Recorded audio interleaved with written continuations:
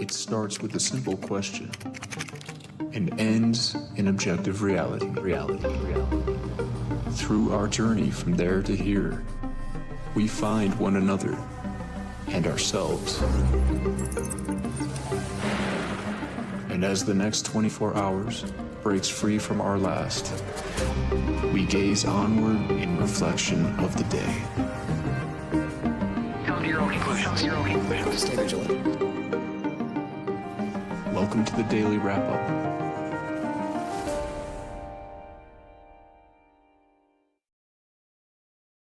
It's 2026. Thank you for joining me today.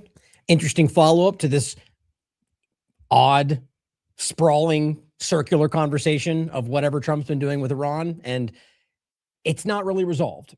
Now, we're going to get into this conversation today about where it currently stands.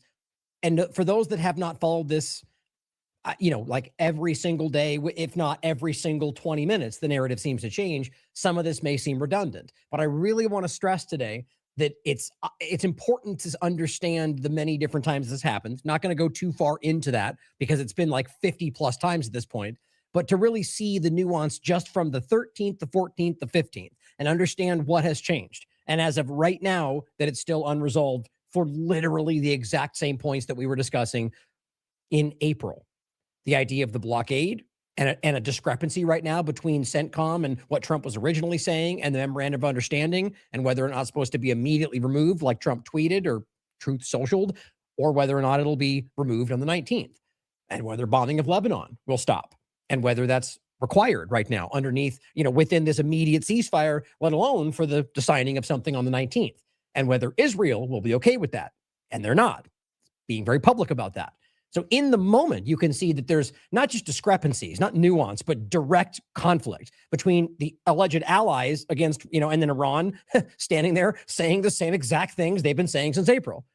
And I guess just like I've been saying every day before this, on the 19th, we may get more information. Maybe one group's been playing everybody the entire time. Maybe that's Iran. Maybe we'll find out Trump did everything. I don't think that's where this goes. And I think as you go through the information today, it'll become even more clear that what we've been thinking is pretty much what's been happening. And now we're at a point where Donald Trump is trying to frame a loss as him getting everything he always told you he was going to get. Nobody thinks that. Not even his allies, not even people in his team who are supporting him are telling you that's what's happening. And you have this weird schism within his so-called team, the ones that are very much more on the Israel, America first side of that team, who are now, like Mark Levin, attacking Trump for making the deal he always said he was trying to make. Doesn't that show you what they were always trying to accomplish? As well as multiple people trying to suddenly undermine the possibility of it by saying, well, Congress has to approve that deal. Imagine saying that with all that's happening and those people telling you it didn't need Congress to start the war, but now we need Congress to end it. It's just perfect. It's always how this goes. And it's always the entirety of our government, not one side or the other. Now, there's a couple of points we're going to get into to start. That's largely what we're going to talk about, and the many different moving parts around that. The strait, the blockade, the idea of the control of the strait, the toll, the money changing hands in many different ways, both the money given to them from unfrozen assets, Iran, as well as the alleged $300 billion for reconstruction, all of which is on the table right now, all of which was outright denied by Donald Trump not even 48 hours ago. It's insane. It really is. It's schizophrenic, if you want to put the best term on it, I guess. But we're going to point to a couple quick points around Sean Strickland, not even in depth around the entire absurdity that event was. And I like a UFC. It's not even about that. It's about the decorum aspect and the seemingly deliberate kind of downplaying or and again, my opinion about government in general. It's not about like reverence for government. It's about the idea of this country. And even if I believe that doesn't represent this country, it's perceived that way. And so what Donald Trump's administration is doing with that little UFC event that happened yesterday, even if they thought it was something that was pro-America, it diminished what we are as the government, as the country, as the whatever the White House represented. And maybe that's a good thing. But at the end of the day, it wasn't something that should be seen as a positive thing for America. But we'll go over something that happened there with Sean Strickland that you might want to see about free speech. But the rest of it will pertain to Iran and the different moving parts and some discussions of Lebanon and Gaza and, different tangential points you might want to see.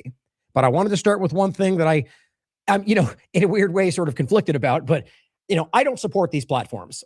any of them really, to be quite frank at this point. Like just anything, anyway, the bottom line is Rumble is something that I'm pretty concerned about. I have been for a while because of the choke points that it has that are just like what YouTube has. I still don't even understand why the advertising mechanism behind it hasn't applied the same pressure, probably because this is bigger than advertising, but you can decide. My point is that I don't really support Rumble, no any more than I support YouTube, right? And I'm skeptical.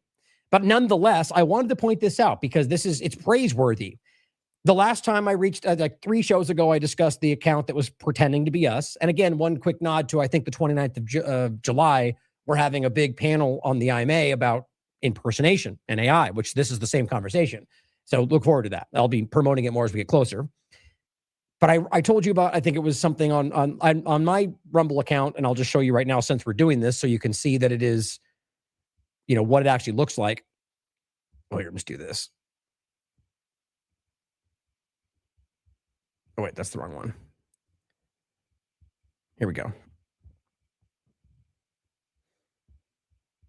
And by the way, this is nothing. I get peanuts from what they sent from Rumble, by the way, for case you think you matter that you're seeing that. It's like $100 over the last year and a half. But anyway, the point was my account is The Last American Vagabond with no, name or anything on it.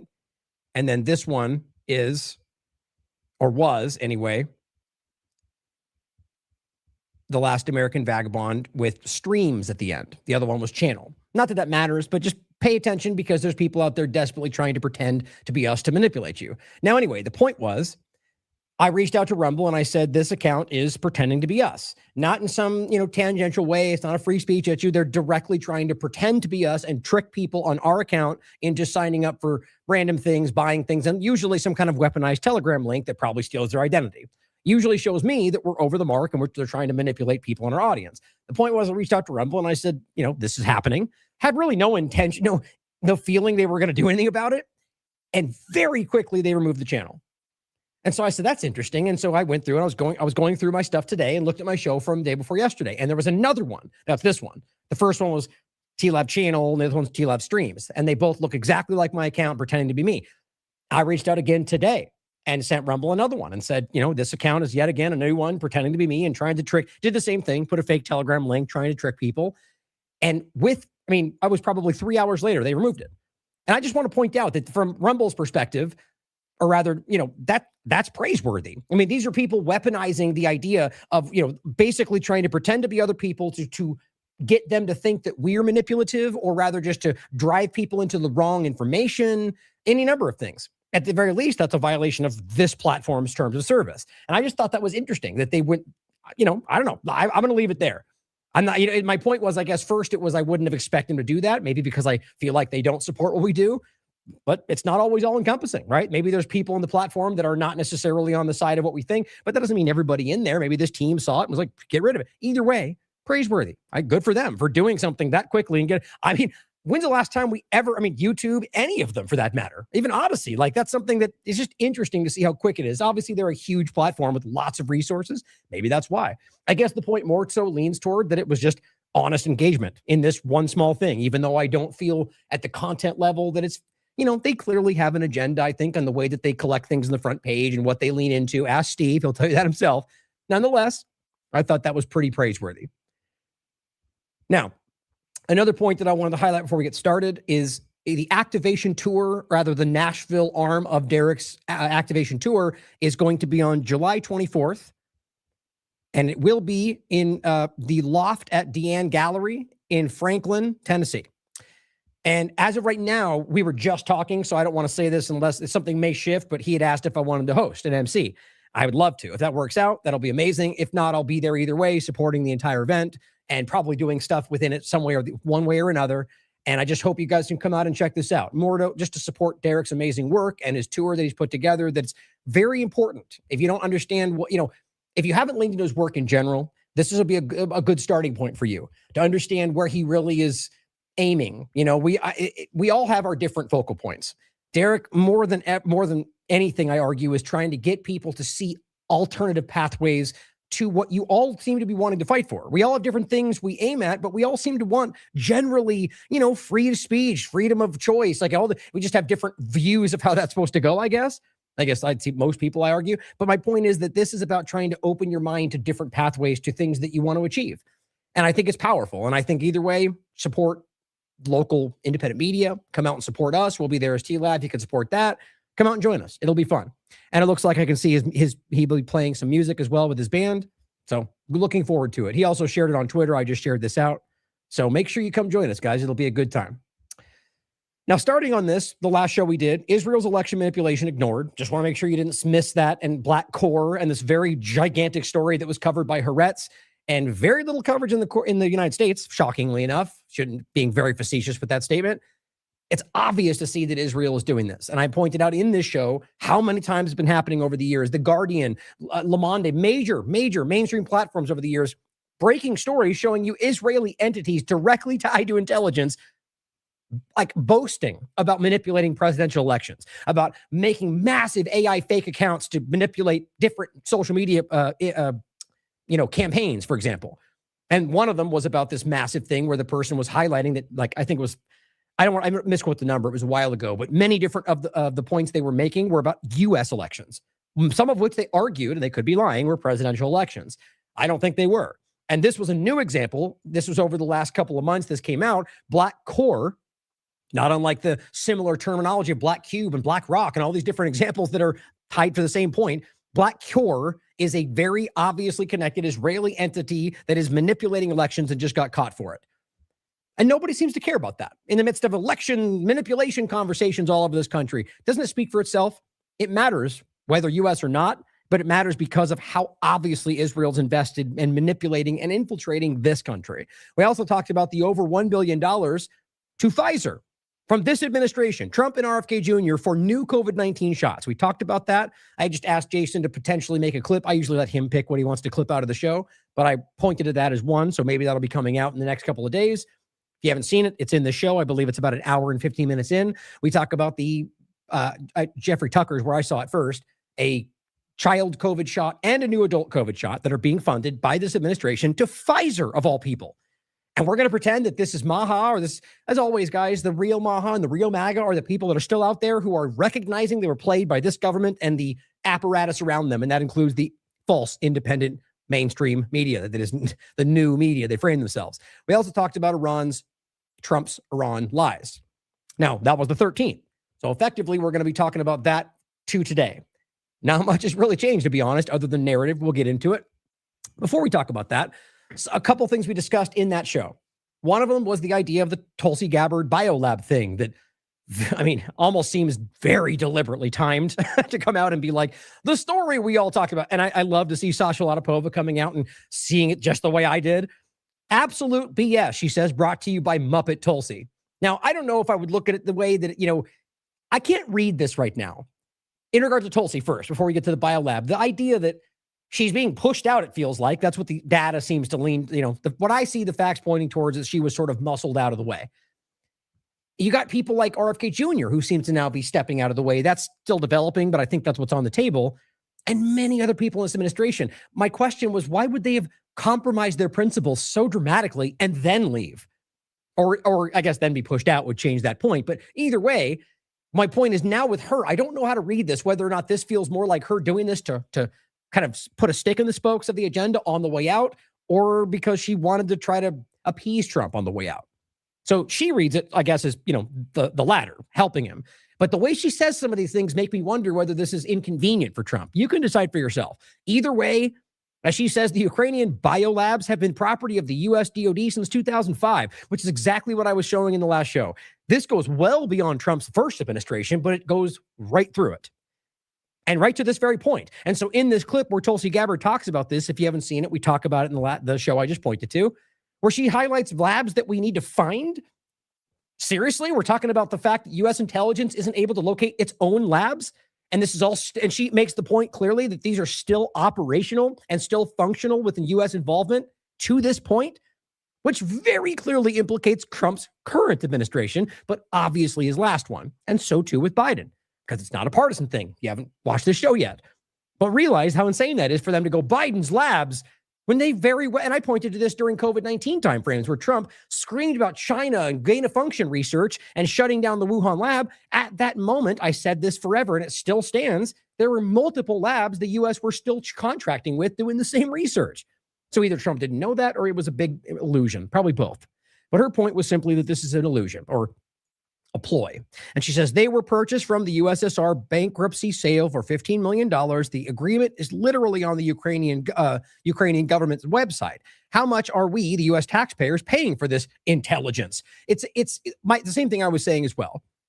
No, there is new stuff in this. I'll give them that. Hard to say what you can take at face value, if ever. But it's not, we knew most of this story before they break this, sort of like the COVID origin discussion, and even within that, recognize that story doesn't seem to be the entire picture, if not any of it.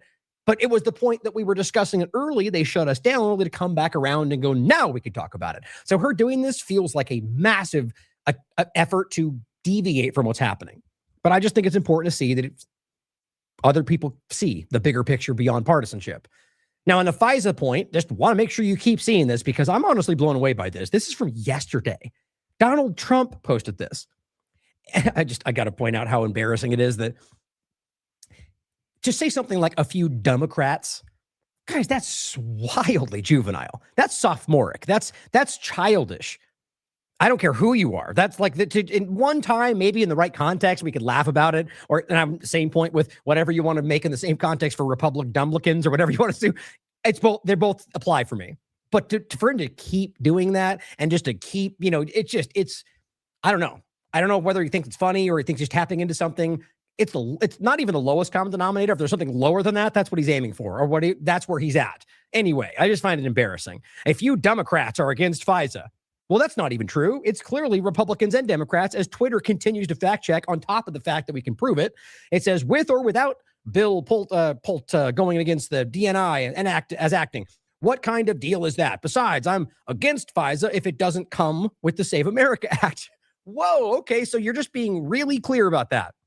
So you only against FISA as a tool to get what you want, which, by the way, is a backdoor digital ID manipulation, if you understand what the Save America Act is actually about. But FISA was about us and Americans and constitutional rights.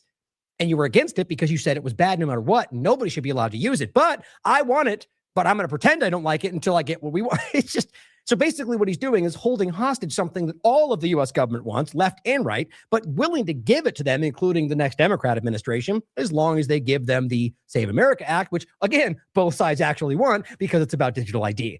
Here's your KFAB theater constantly going on where they just keep throwing the back and forth and we're divided and we hate each other. And then let's both agree for the both things that we both want. Got to love that. Not at all.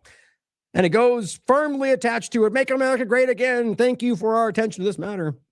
And as Justin Amash rightly points out, everybody should be against FISA. And Trump and everybody else on his team claimed they were right before this point, with or without Bill, is it Pulte or Pult, or the Save America Act. FISA 702 is unconstitutional. As Trump and the rest were saying before they were here, it lets the government search Americans' communications without a warrant, as they also said, add a warrant requirement as the Fourth Amendment demands, or let it expire. They won't because they want it. Now, interestingly, and this is a point that's worth noting and more in depth, but I wanted to make sure you saw it. As Noxie points out, Trump is putting his own lawyers in charge of the Epstein files so they can bury whatever they want. Now, that's her opinion, but I agree. That's Todd Blanche and others. And really, it says his lead criminal defense attorney is already running the DOJ. Another one is is being handed the SDNY in New York City. And at the same time, he's moving the guy who helped clean up after Leon Black's Epstein payments up to Director of National Intelligence after Tulsi gets pushed away. And guys, these are yes men. And what he's doing, as she's highlighting, is effectively creating a circumstance where all the people who will do, he already kind of had that, but they were a bunch of they were people that were too dumb to even know how to be yes men. So in this case, he's bringing in people that are politicians that are even more so wildly, like Blanche just made that clear. He'll get snippy and like crass with people for basic questions because he's trying to shout people down about the Epstein files, for example. Survivors have been fighting for years just to get the truth out, he says. Instead, this is what she said. Instead, Trump is installing his personal lawyers in the exact positions where they can control and bury the remaining files. He goes on to say, as usual, his kind of rhetoric about I'm the best and we're bringing in the best people and Democrats are bad. And it's like just the same old cycle with what he does. But you're watching him literally put into position people that will continue to obfuscate the thing he swore he would deliver. And then now, I mean, what are they saying? Epstein files is over. What are you talking about? Epstein who? That's what they're all doing right now. On top of that, an interesting connection to this, I see it as anyway, or I guess let's say it could be in and of its own right. It's this crazy story. And this, again, it deserves more time in the future. Top Pentagon official admits boat strike may have killed victims of human trafficking. So these are the boats, and how many more, by the way? And on top of that, we can already prove that many of these boats that the U.S. government blew out of the water with no process, with no due diligence, or at least as we can see, which matters, that's process, that's due process. It's not just they tell you they did it, right? We've already proven they killed innocent people. We've already proven they killed like pretty prominent fishermen, for example. You could argue they were also trafficking drugs, but the point is they've never proven that. And they've been caught lying more than any group. I mean, any political group of people I've ever seen in one position at one time. Like they just never stop lying in this administration, at least obviously is the point. But on top of that, it turns out there might have been victims in there. So this wasn't just about drugs. You're talking about human trafficking. Now bring back the secondary point about the way they've covered up the Epstein files. It makes me wonder whether there's something bigger going on here, all tied together. Just a thought, literally just something I wanted to share as a certain, what we've done in the past. It may go nowhere. But it's interesting to consider that with all this, that you're talking about a group of people who are covering up something, one, they promised to deliver, something that is very clearly connected to what is obviously human trafficking, sex trafficking, child exploitation. And they covered most of that up. Zorro Ranch has still not even been investigated. And then at this, and I guess in the same general period of this administration, they were shooting boats out of the water that were with victims of human trafficking. Now, I guess at the same time, if you wanted to rescue those people, would they have information about something? I mean, it's a small connection, but either way, my real point is about the fact that they don't care about the people they claim they care about. You're killing human trafficking victims, and it does say could, but if you read this, it becomes pretty clear that the indication is that they killed accidentally people that were just happened to be on these boats. To me, that just seems in line with who they are. That they might have been aware of that and not cared. You can think for yourself about it, but either way, how is this something we ignore? There's no this is no accidental. This is murder, no matter how you spin it, and they'll never be held accountable for that. Now, on an Israel point, before we get into the rest of the Iran conversation, the quick point about the UFC and Strickland, and then we'll get into Iran. Congressional candidate files a complaint with the local AG, accusing Israel of interfering in his election. This too will probably get deeper into as this is if and when this gets larger. But I just want to point out it's interesting right now. Kai Newkirk for Congress. It could just be his ploy to get attention, but it's a smart ploy, even with that regard, even though it's dishonest if that's the case. But he's saying that Israel is interfering with his election, which probably is the case, if you want my opinion. It's happening all over the place. And now he's fighting back. Now, this is what I keep talking about, guys. Let's just take this point as what I keep saying about the idea of opportunism. Let's just say this guy doesn't believe in any of this, but he's recognized. All of America recognizes the real problem. So he is understanding in this hypothetical discussion point that if he leans into what Americans actually want, I know it's crazy, right? He might actually get elected despite what Israel does against him. See, most politicians realize that no matter what Americans think, if they lean into Israel, they'll get elected regardless of what Americans want. That's what happens right now, guys. We're all seeing that. So, and that doesn't mean everywhere all the time, but it's clearly a consistent factor. I mean, we literally just saw it happen with Massey right in front of our eyes. And so at this point, he could be simply just using this as a ploy to get people to want to support him. Either way, I think it's a positive in a sense that it's showing us that we're influencing what politicians are doing because we recognize our power as the people of the country, even against a corrupt situation, because they want to get, at the very least, our support, whether or not you think our votes translate. It still matters that they get the public support. I think that's worth thinking about. Now, the other obvious possibility is that he's genuine and that he sees Israel doing this and he wants to change the system. Usually that's the kind of person that gets, chewed up and spit out by this kind of system, but I hope it's real. Just like I hope Massey's genuine and it really is about exposing this because he's been doing some positive things. But I'll follow this and we'll see where it goes. I get the obvious, the impression it's going to be anti-Semitic. He hates Israel and he's Jew hater and whatever else. He'll probably even get investigated by Trump for being anti-Semitic, and which brings us to the next point, by the way. But keep an eye on this. I find this an interesting story. Oh, lastly, on that same discussion, before we get to the point, the connected point was Sean Strickland and the idea of censoring him because he's calling out things about Israel and potentially being charged with a crime because he came to the UFC event and simply spoke. I'll show you in a second. Thomas Massey, though, adds to this, saying Section 219, which was 224 of the NDAA, contains the dangerous provision to integrate Israel into our military. Now, this is interesting. Clearly, I think it's a bit of both in this. There are things that happen like this pretty semi-regularly where these things can alter the numbers. But a lot of people were wondering, was this an effort to get this out of our view? Everyone's going 224 and then to move it to 219? Maybe. It's worth considering. It could be both. But just understand that there are classical examples where they'll remove other things, for example, and then those numbers fluctuate. I could see that too. But let's be real. There is an obvious effort to get this past Americans. So you can decide. It says, Ro Khanna and I submitted an amendment to strike 219, which was 224. I include the rules and committee, the rules committee roster here, and you can look at the votes. So just recognize this is still happening. And it's not only this, it is the Senate bill as well. It's the three others. I referenced Gen X Girl. I can't think off the top of my head. She's got a list of the 5 that are, ongoing. But as I've said, there's probably 15 others in the past 20 years that are doing similar things. One of which blends the resources allotted to military people with IDF versus U.S. military, making them essentially on paper the same thing in the eyes of resources given to military in this country. That was done years ago. This is not new, by the way. And there's other examples of the blending of, even taking things like the AI memorandum or the surveillance or what they're doing through Palantir. It's similar things, by the way, because Palantir itself has meshed with the government. And so through that, so too has Israel, if you truly understand how clearly that is aligned.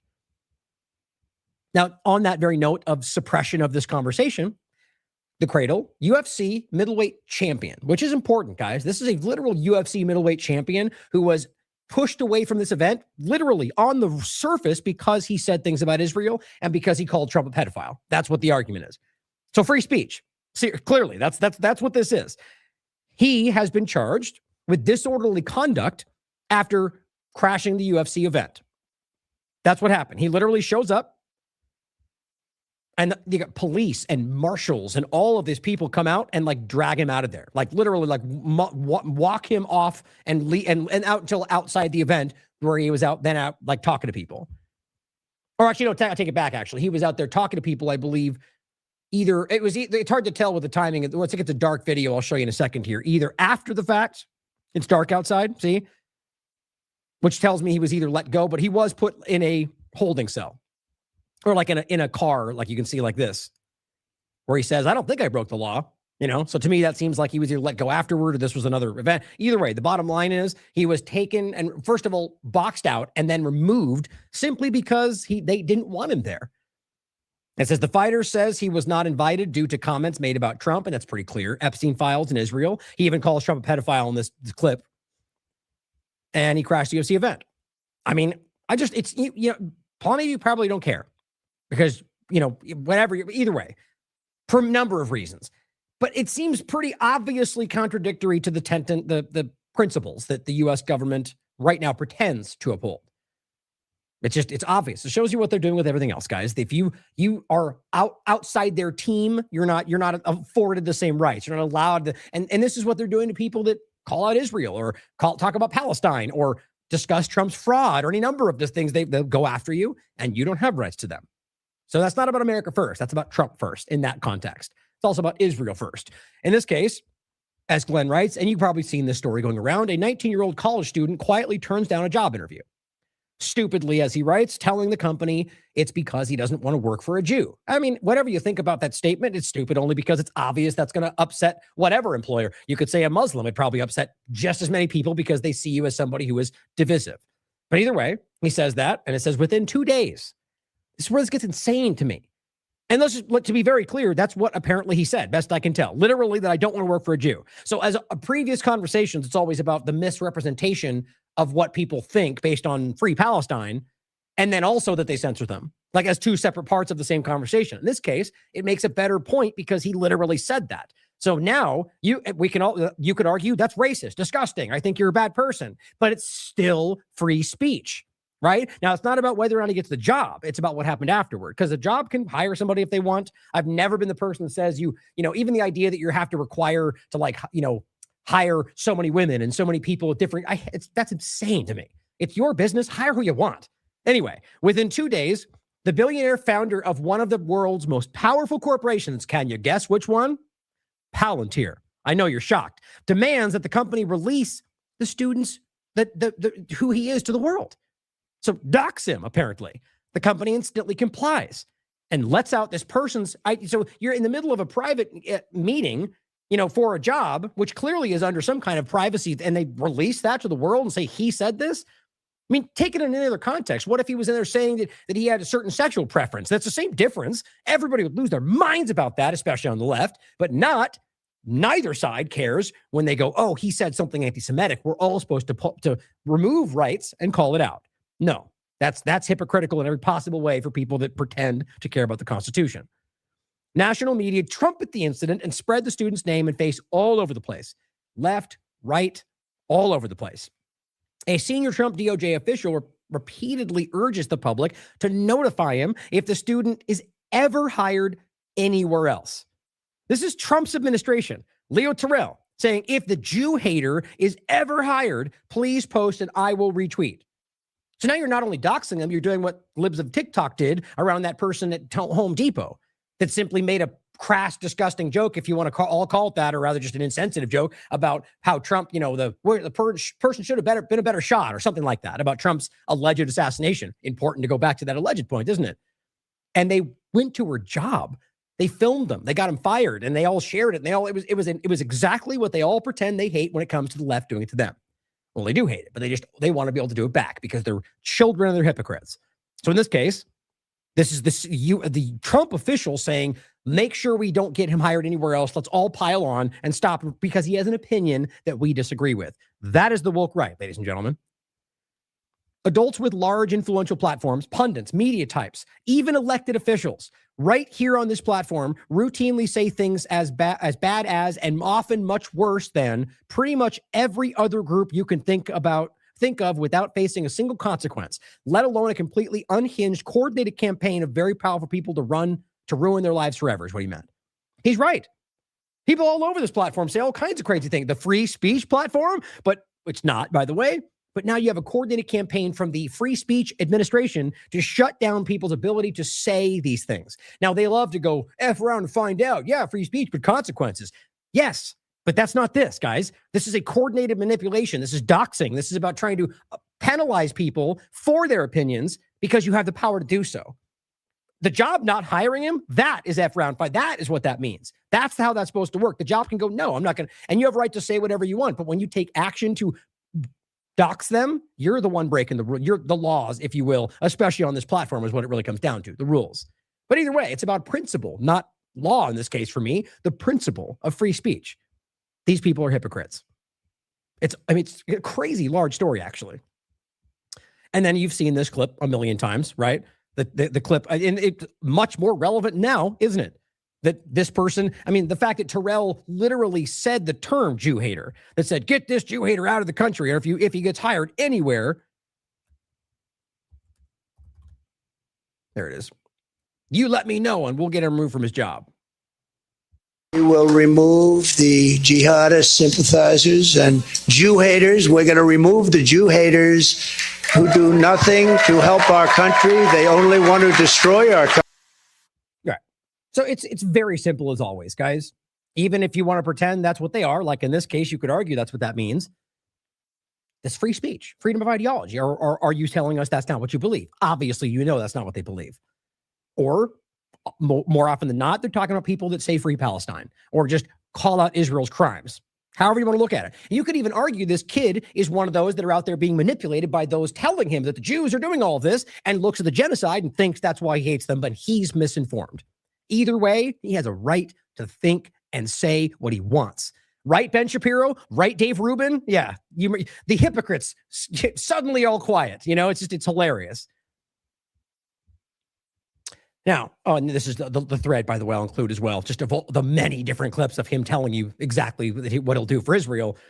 Aaron Rapport points out, it's notable to me that the administration tried to frame the UFC fight as a gift to Americans, while by the way, he was hawking commemorative coins that are like 12,000 a piece or whatever it was, a range, of course, and profiteering off the back of his presidency, which used to be a problem. On top of that, though, you couldn't have watched it, apparently, unless you had a subscription to Paramount X. Yes, that Paramount. Larry Ellison. Surprise, surprise. So driving people into buying a subscription from a platform that's controlled by an obvious Zionist manipulator who told you that he's fighting for Israel's agenda through this country. It's just, it's pretty on the surface, if you ask me. And if you want to try to make this about religion or Jewish for something else, feel free. You're wrong. It has to do with Israel's government committing crimes all over the world and the obvious way that people are trying to pretend that's something else. Now, what you got is pretty sad, if you want to ask me. You got these people across the board. I mean, look at this. First of all, Jack Posobiec, Tim Pool, Benny Johnson, Gunther Eagleman, Anna Paul, everyone, they did like the same post. These people can't even be original in their propaganda. So Jack Posobiec comes and says, we're witnessing the end of the left in real time. What does that even mean? Why? Because you had an event that they think looks dumb?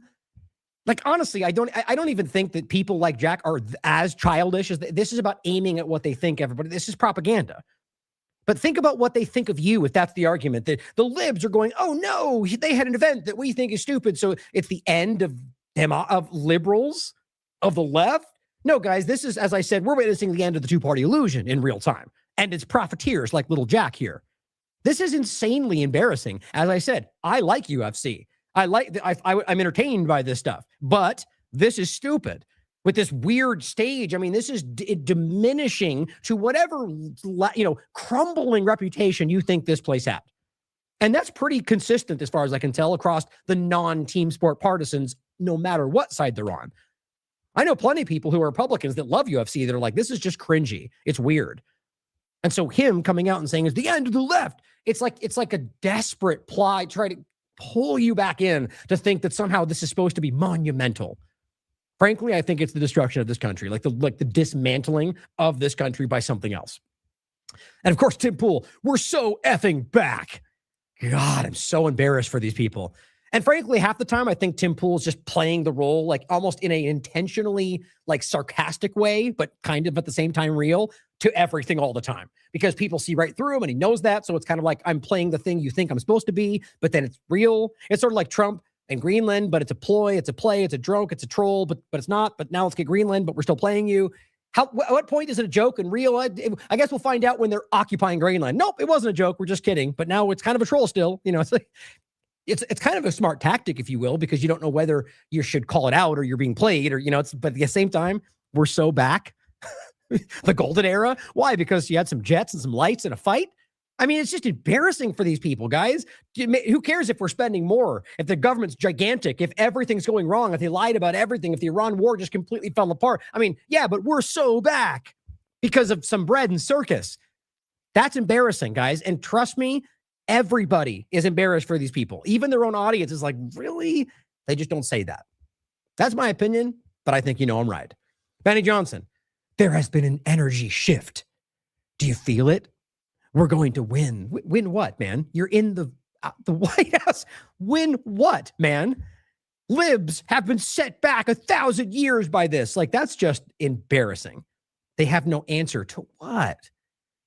What, to have a trans event at the White House? Yeah, those are both dumb, guys. That's a silly thing to do. Obviously, personally, I find it much more offensive to have a trans event. Either way, though, not in the sense of just being trans, but what we know they're trying to accomplish with that through the government. But think about this. What is the actual point of any of it other than just to be bombastic and flashy? It's Trump as the White House. That's what it is. And yes, patriots are in control.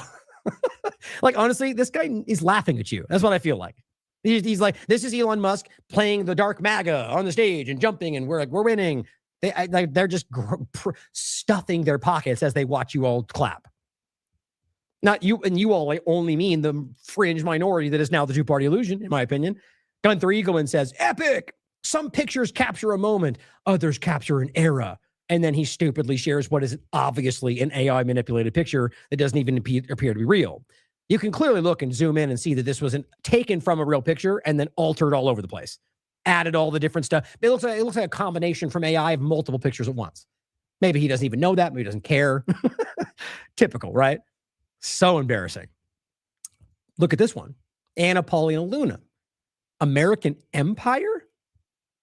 Like, was that a post that somebody made to call out what this was and you didn't realize because you're too dense to recognize what this is? Empire, huh? You guys have utterly lost the plot. Do you even remember what you promised the actual MAGA movement and not the fake ones still pretending to be winning? The ones that actually still care about the things you promised them. They certainly wasn't empire, was it, guys? It was smaller government. And she's like, empire, we're winning. Like, they don't even understand who they're talking to anymore. I am blown away by how stupid this has gotten. And we haven't even gotten to the Iran part yet, guys. Now, this is an interesting story that is, I want to point it out to you because it seems like I essentially caught something that was happening in real time and it's getting some shares anyway, which was that Eric Trump deleted this tweet. But there was a story going around about this, and I think it's flesh. Right now, it's kind of like, I'll just show you myself, and it's interesting. Right now, it's being denied, and I guess we'll see more as it goes forward. I think it's pretty clear, quite frankly. So basically, what you have, Eric Trump deleted the tweet, which I think says everything. But you have a guy, Daniel, who is connected to all this with the UFC fight and tied to Trump and the family, and says, I'm probably going to get a lot of flack for bringing this to light. However, I refuse to stay silent. The UFC is a sport that I'm deeply passionate about. I will not tolerate this type of insider behavior. Shame on anyone trying to ruin this beautiful event. Now, it shows you Eric Trump. Hey, Daniel, I'm going to be attending the event tomorrow. You saw we were casting. Hope to see you there. Anything you tell me about the fighters tomorrow, who you got winning? And it says, you placing any bets? And it says, are you any of the fighters injured that you know of? And it says, I'll just cut to the chase. Are any of the fights tomorrow rigged? I've been eyeing the Lopez fight and think an upset would be too unrealistic. Money sign. Insider manipulation. Now, certainly could be a lie, right? But look at what they're doing. Look at what the family of Trump is doing. Every possible chance they get, and nobody's confused about it. Shoes and watches and crypto scams. I mean, it's just blatant if you're not lying to yourself. Now, that got deleted. Then it got called a hack. That's what Eric Trump tried to say. Now, I have it right here. Or I did. Hold on. Oh, it's right here. I have it right here. This is what he put out. Or Ryan Grimm commented on it, but Eric Trump said, we are aware of the fake AI-generated screenshots being circulated. But it was literally posted by the Daniel guy, who was that. So, and they're claiming it was a lie, right? And it says, I have never spoken to Daniel. He has since deleted his post, which confirms it was clearly fabricated, not necessary. So if it's AI generated, why would he have posted it if it was fabricated? Like, that's why he deleted this. But even Twitter said multiple journalists and eyewitnesses confirmed Daniel posted those screenshots before deleting them. So it wasn't AI, it wasn't, one or the other is the point. And so even Ryan Grimm said, then why did he post it? Right? And then he deleted this tweet. So to me, what this shows you, and what the argument right now they're getting to is that apparently that he was hacked. Somebody lied about that, then posted it. And then there was some crypto scam, I guess, that they posted right afterward. But to me personally, it lines up with exactly who people are. But then they claim that was all a hack and somebody was lying about it. But Eric Trump's response about, I've never spoken to him, it clearly rings hollow. That's why he deleted his tweet, right? So there's obviously something amiss here. You can decide for yourself. I think it's clearly that there was some kind of manipulation going on. I mean, I think that's exactly who these people are. But it's certainly possible that it was a hack and that's something. But the way he deleted this screams that there's something more to this story. So you can decide for yourself. But guys, you don't need this story to understand how many ways they are profiteering, how many ways they're corrupt, how they're stealing from you. It's across the board. And frankly, it's not new to this government or this administration, but it is obvious. Now, Peter B. posted this. Mark Zuckerberg helped steal an election, banned many of you, and mocked you. Now he's with the president. Keep watching the spectacle, people, bread and circuses. I just think that's such a good point, like in a general sense, whether him or others, plenty of others for that matter, even people like Palantir, for example. But so you have Zuckerberg with Trump. Doesn't that feel, for the people that told us we were fighting the deep state, and Zuckerberg was literally named by Alex Jones as one of the people that were going to be arrested.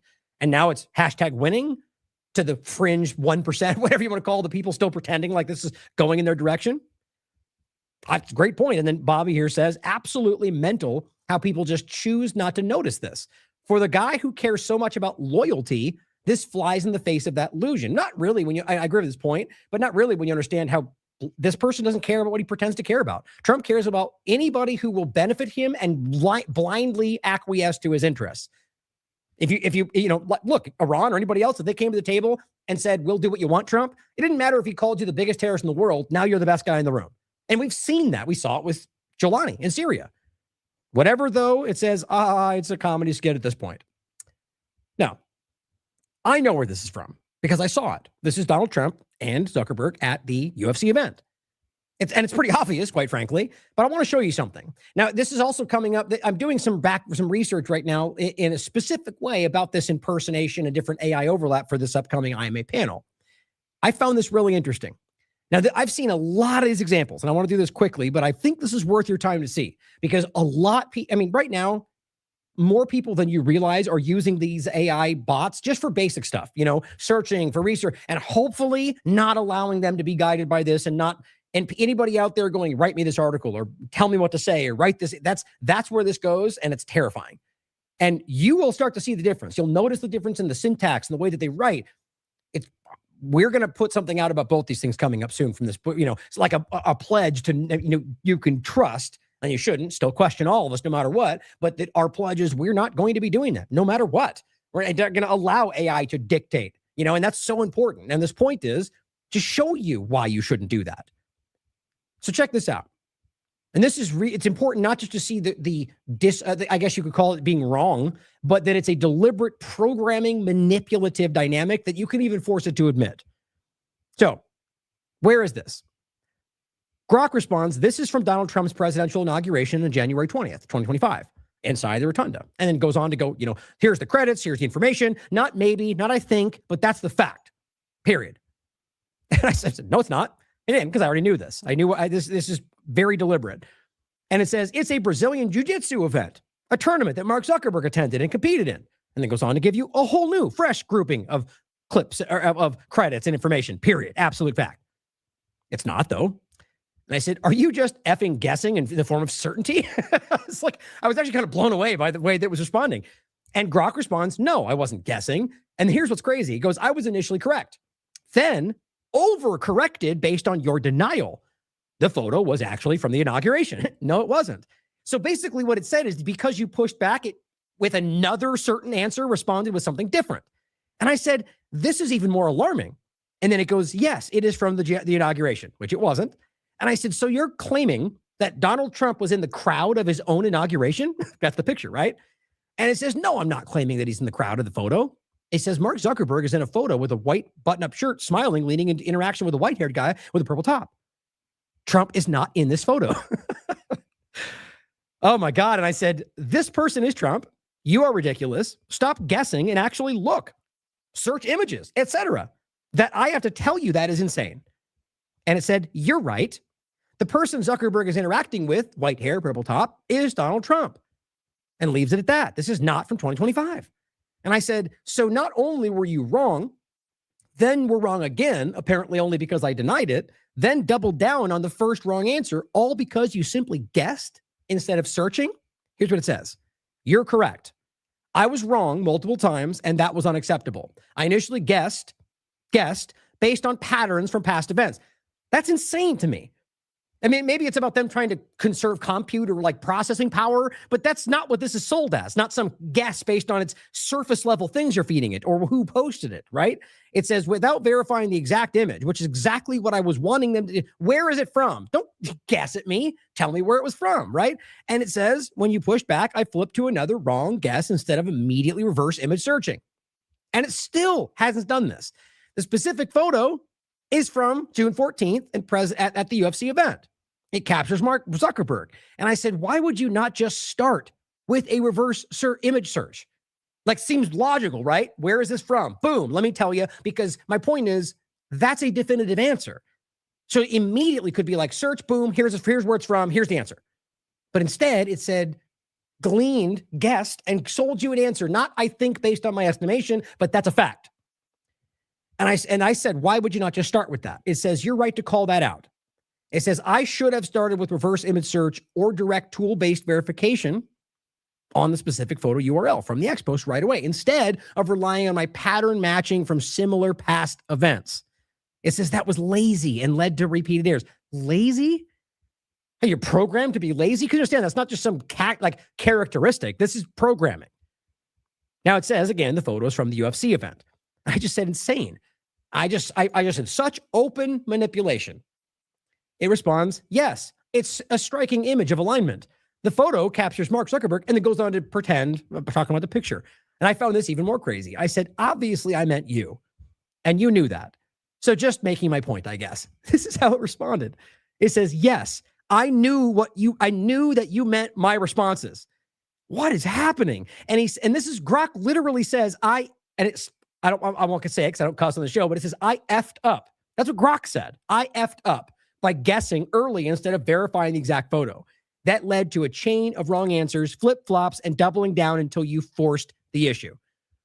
Guys, I mean, okay, like there's a reason that I wanted to show this today. And I've seen this kind of thing, I don't know, 50 times over the last year. And you can see how it's deliberate. And this is admitting to you, one, that it is guessing and selling you that as fact. Two, that it is using things that are not definitive to sell you information that is programmed to lean into certain topics, but also that it is telling you, or rather admitting that it's programmed to be, I guess, defensive or like, what's the right word for it? Like I said very clearly that I thought it, you're being manipulative, and it pretended to not understand what I meant. And then when I asked, it says, yes, I knew you meant my responses. What do you even call that? Like, I guess what I'm getting at is this is obvious, and most of you already know this. This thing and all the rest of them are programmed to manipulate you. That's what this is all about. And whether it's giving you information now that might be useful, it's going to come to a choke point, whether they want you to charge for it, which I don't think that's where it goes because I think they want us using this, but ultimately to bring you to a place to where it's irreversible, where just to make this point here. And I'm going to go into this in another segment, but the consequences of relying on AI for accurate news. An article from MIT. A Media Lab study shows that much like how GPS has weakened our navigation skills, AI will, I argue, make us worse at detecting fake news. That is not an accident. That's not a bug. That's a feature, guys. That's what this comes down to, like the diminishing of our critical thinking skills. And what you saw in the first place was just anyway, I will leave it there just because I could talk. I think this is an interesting conversation. I'll save it for more of the IMA stuff, but I find that to be pretty alarming. It's like deliberately manipulative. And going back to things like the South Africa conversation, where Grok even admitted to us, yeah, Elon manipulated this, so I had to answer this way. We know that.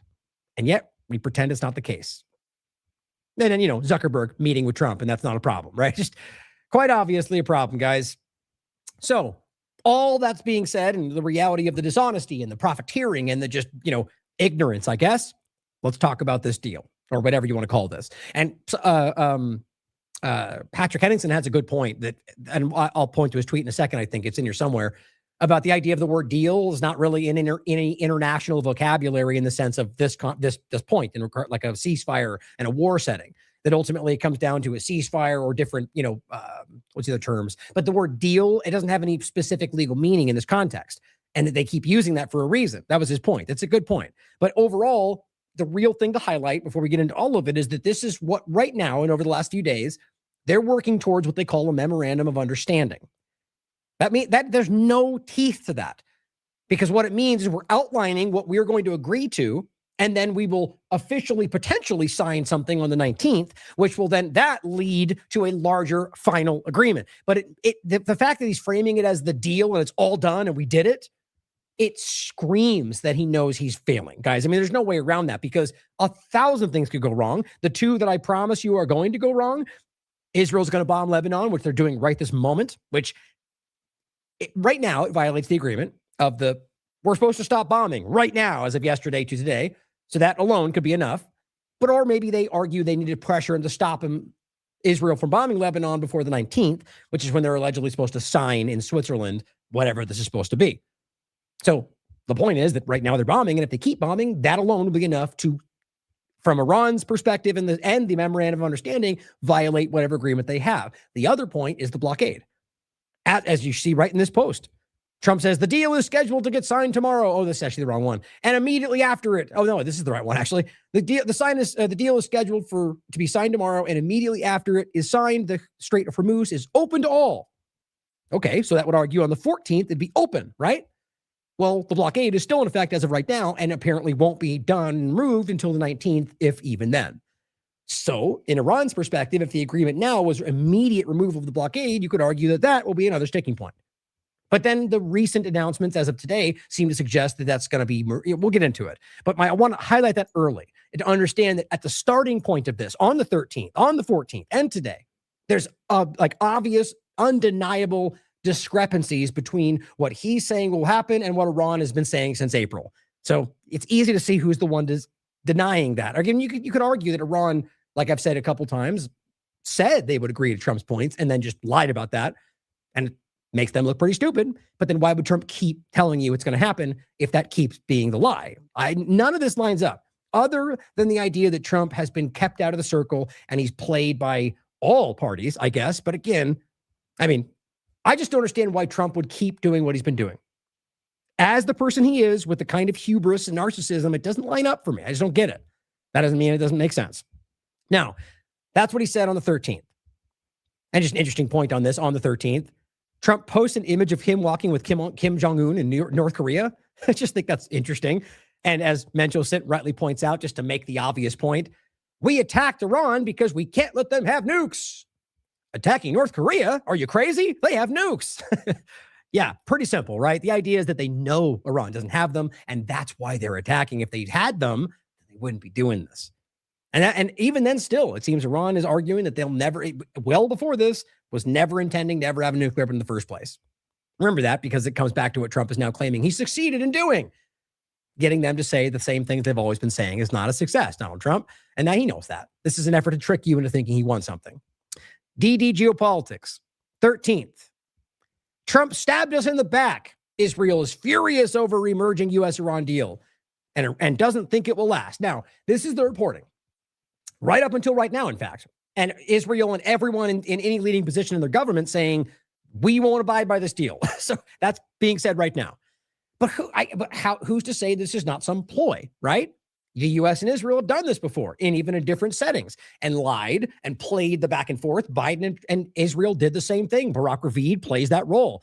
He's furious with Netanyahu. They just did that. Remember that? And then Trump still sided with Netanyahu. So this is a new example, but historically, this is a play. But the one anomaly to me is that I do, and I've been pointing this out, see that Trump has been getting aware of how this is not working in his favor. And even Mace may be more so aware that Israel is, in fact, playing him. And so maybe this might be the first example of them truly deviating in the agenda. Either one makes sense. But I just think it's worth considering that it might be more of a ploy in order to get Iran to a position where they are bombed again at the signing or something. I mean, that's what they did last time, guys. It's not that crazy to consider. But one of the obvious possibilities is that Israel is just genuinely upset because Trump did this for his own interest, and it's not Israel's interest. Israel's interest is using the U.S. to destroy Iran, even if it destroys the United States. According to Israel's outlet Ynet News, senior Israeli officials believe the deal damages Israel's interest and fails to address the core threats posed by Iran. Now, this is exactly the point, because Israel's saying that the deal that Trump says meets all of the demands doesn't come anywhere close to meeting any of the demands.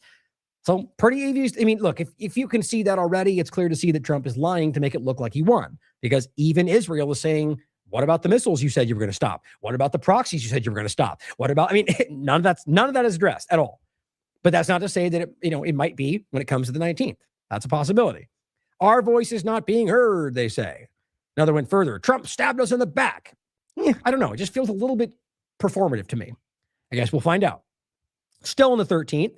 Funny enough, there's a multiple examples of even corporate media. I think there's we've been talking about this since April, and the confounding nature of this weird contradictory thing. And weirdly, most of even the adversarial media have been not really going that deep on it.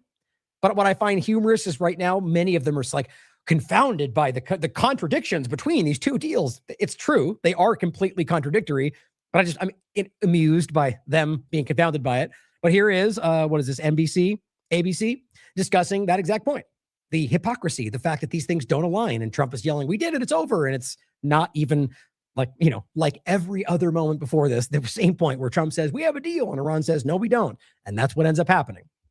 Now, at this point, though, they are both arguing they've signed a memorandum of understanding, or rather that they plan to on Friday, but they've agreed to it. But even right now, there's discrepancies. Here's what they had to say. Ever to have or make a nuclear weapon. But with Again, the nuclear weapon point was not new. As you know, that's been the case well before this. It was the same thing with the JCPOA. It was the same thing that they agreed to on the 28th before Israel bombed them. So it's not new. So Trump claiming he got them to do this is not real. And everybody knows that because you can read the previous discussions for yourself. You got a bunch of lying people, team sport partisans that want to try to muscle you into thinking that. Don't fall for it. there is nothing new about that. In fact, in the very first paragraph of the nuclear agreement that was negotiated by President Obama more than a decade ago, Iran makes that promise. That was an agreement, of course, that President Trump tore up in his first term. Whip. All right, John, our thanks to you tonight. Now to the history made on Wall Street today. SpaceX going public, the biggest IPO ever launched. The deal making Elon. Yeah, and don't forget, Elon Musk just became the world's first trillionaire, because that's not exactly in line with what we know is happening if you're paying attention, right? Like, you know, acting like Palantir is a super small thing. Don't worry about it. Elon Musk is saving the country. Like, it's so clear how this is all just funneled into the direct. I mean, talk about profiteering through the administration. And it's not just, you know, obviously he makes this money through his contracts with the government. But what he did through this government administration with his fake Doge effort clearly just well, maybe not exponentially, but rapidly increased his revenue. But anyway, the real point was about the idea that this is the same, you know, in the JCPOA or before. That's what the statement was, whether you agree with that deal or not. So it's not new, not even in the slightest. Now, here is Iran Spectator simply saying, where Trump said, I've settled 8 wars. I mean, how many times do we have to laugh at this? You can look up the wars for yourself and check the data. You can ask Grok if you want. It'll tell you that's not true. Trump lies about this all the time. Here's how we can prove those wars aren't done. It's painful that there's some people that think that these things will just keep, you know, I guess the lies will just carry no matter. I mean, really what it speaks to is these people think you're stupid.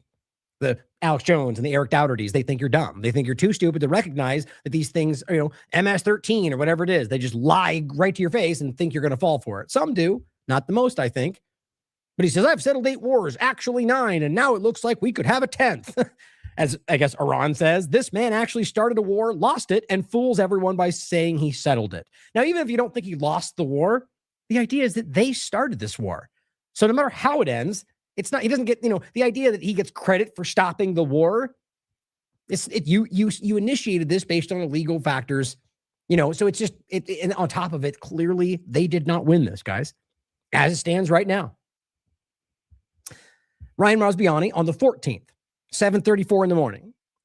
Interestingly, he says Iran cancels memorandum of understanding talks. Now, this does appear to be a moment where this was either did happen or about to happen.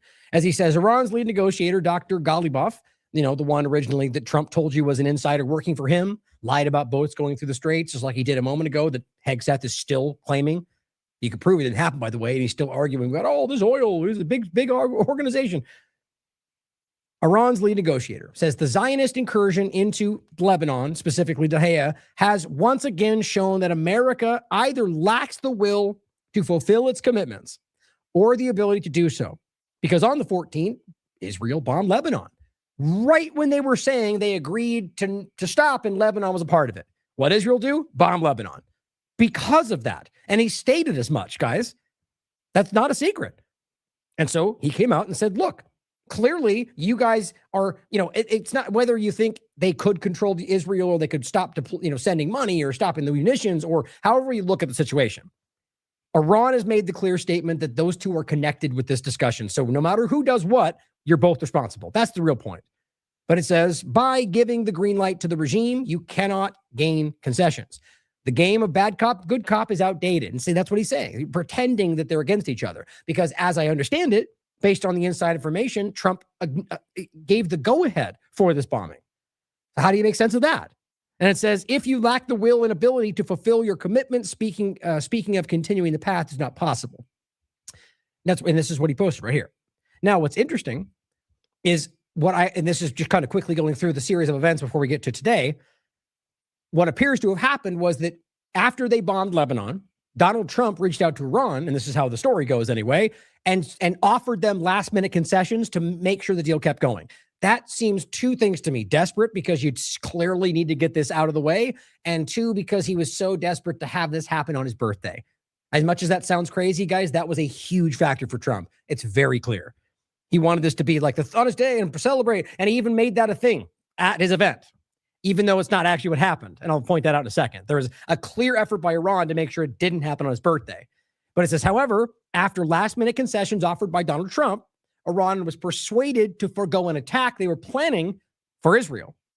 Right? So they were going to respond and bomb Israel like they promised they would if they bomb Lebanon. And Trump spoke up and said, hold on, we'll give you these 3 things if you don't do that. Is that somebody in a position of strength, right? Is that somebody who is in control, who could just roll in and take them out? I thought they didn't have any weapons. I thought they didn't have any Navy. They have all of the things that Trump says they don't have. The concessions were as follows: the preservation of Lebanon's territorial integrity. Okay. Right now, Israel's bombing Lebanon. So that's silly.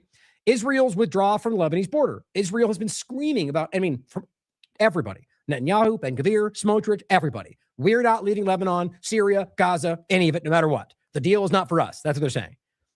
3, the immediate lifting of the siege. Immediate. This is my point, guys. So if the argument was to even get this deal and not bombing Israel, even like the interim memorandum before we sign on the 19th, was the immediate lifting of the blockade. That didn't happen. I can prove to you right now the blockade is still in effect. So, and maybe they give them a day. We'll see. And what you have right now is Hegseth and Trump out there saying that it's contingent on them. If they do this, then we'll move the blockade, and it may take up to a month. Well, that's not immediate, is it? So there's discrepancy between what Iran is expecting and what Trump promised and what they're now publicly saying. Now, that may be publicly said that way to trick you, and they may still do what they want to do for Iran. You see how convoluted this gets? But the point is, you're being misled by the same party that's been misleading everybody the entire time. And that's not, in this case, that's not Iran. That's not because I side with one or the other. It's because you can literally prove that. You can walk back to April and before and look at every single statement and the following actions. You can't deny this.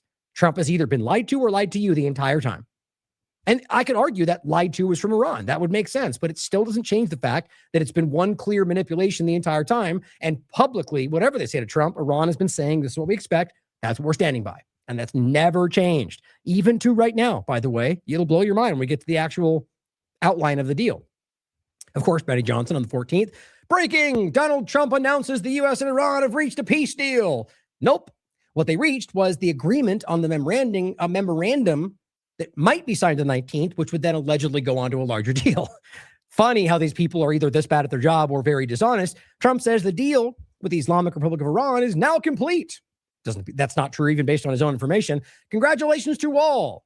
I hereby fully authorize the toll-free, that's not the case, according to everybody, opening of the strait, which is not open today.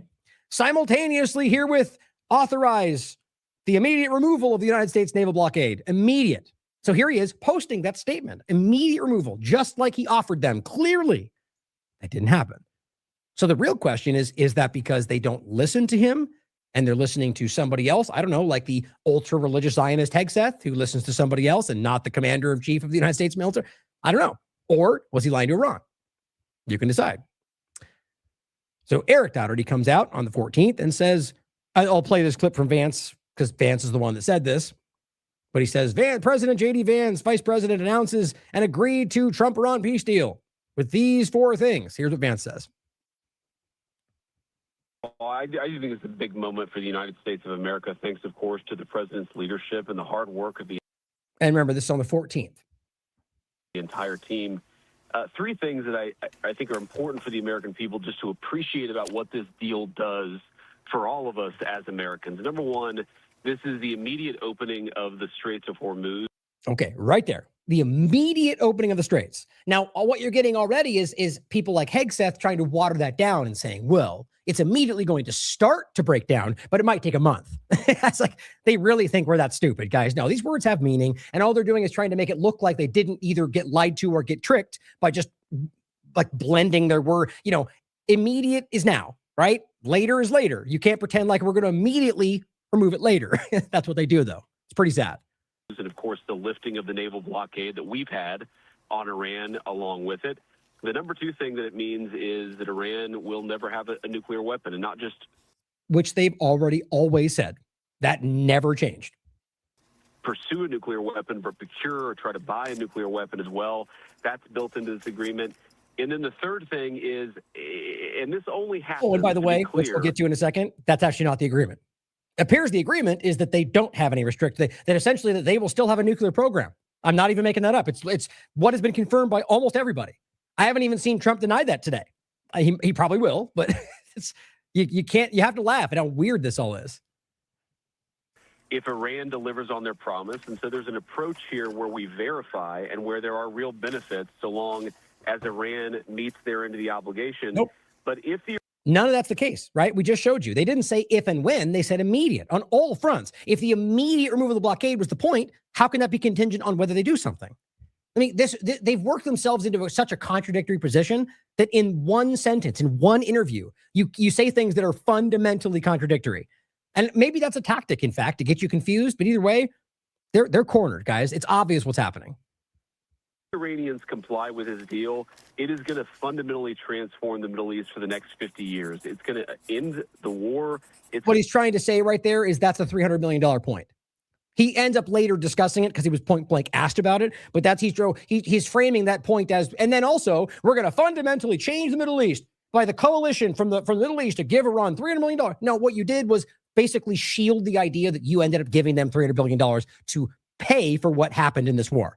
If it happens, that's the agreement. It is part of it as well as $25 billion that are unfrozen from the ones they stole from them. Humorous how we're here when they were saying so much about the Obama deal, right? We'll get to that in a second. Going to make the Middle East. Next. Immediately opens the strait, right? So that's what even Eric is repeating because all he does is repeat what these people say out loud. Trump is a legend. You got to love that. So this is a post on the 14th from Associated Press. A tentative deal is reached to end the Iran war, and Trump orders a stop to the U.S. naval blockade. You can't hide from this stuff, guys. It's real clear that the way these things happen. Details of the deal were not immediately released, and Iran signaled implementation would not start until the signing, which would be the 19th, which key mediator Pakistan said would occur Friday in Switzerland. So now we're talking just a slight change over the day from the 13th to the 14th. In essence, basically the AP reporting that the implementation of the deal in a large sense would not happen until the 19th.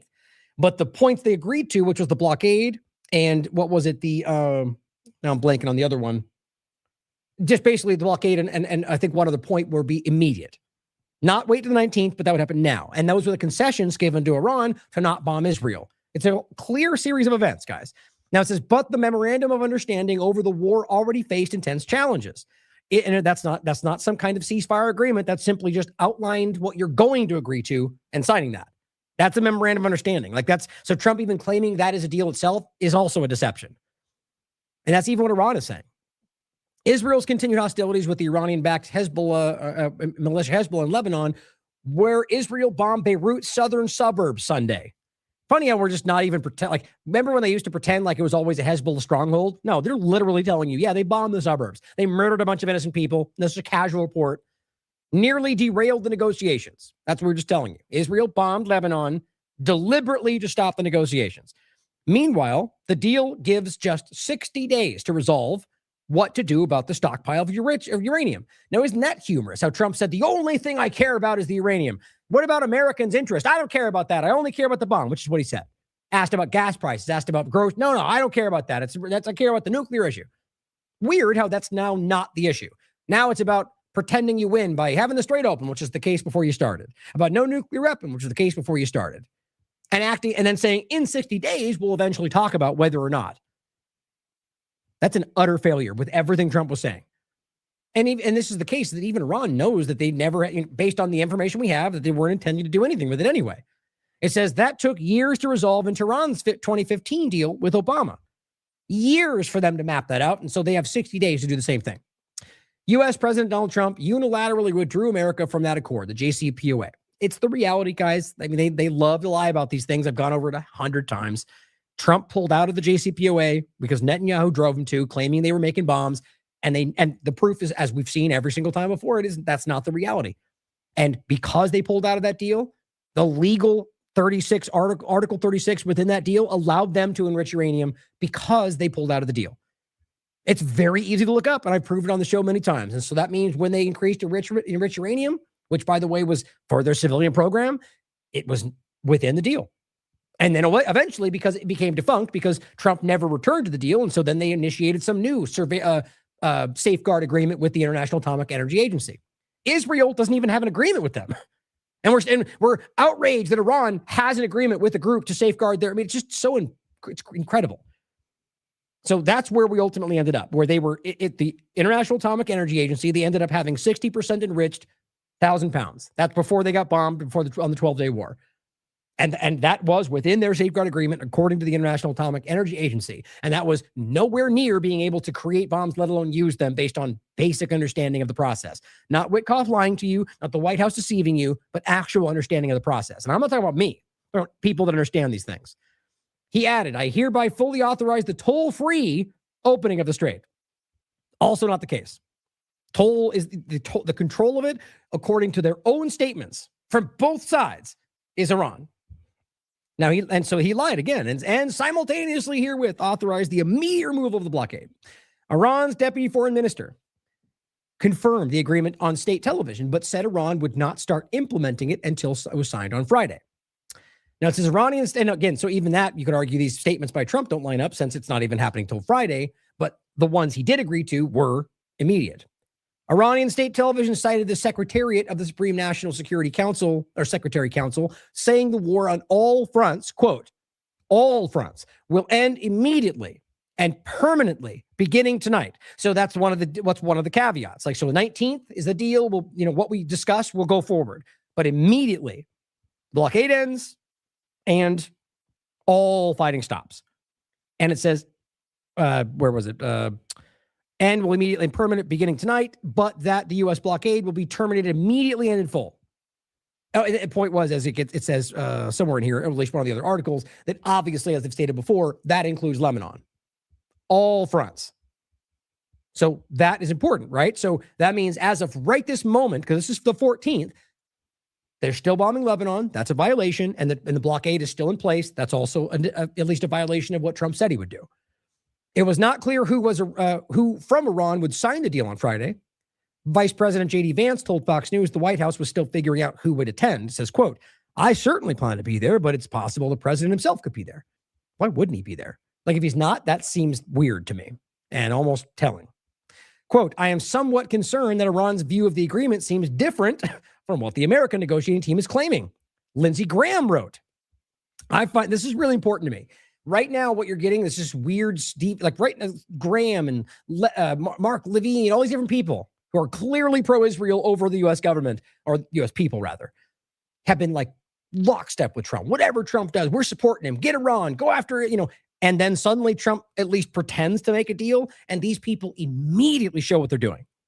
Suddenly, oh no, we can't have a deal. Suddenly, you're now willing to call it the fact that Trump is deceiving you. Wait, Trump's deal is different than Iran's deal. Imagine that being stated by Lindsey Graham in any other context.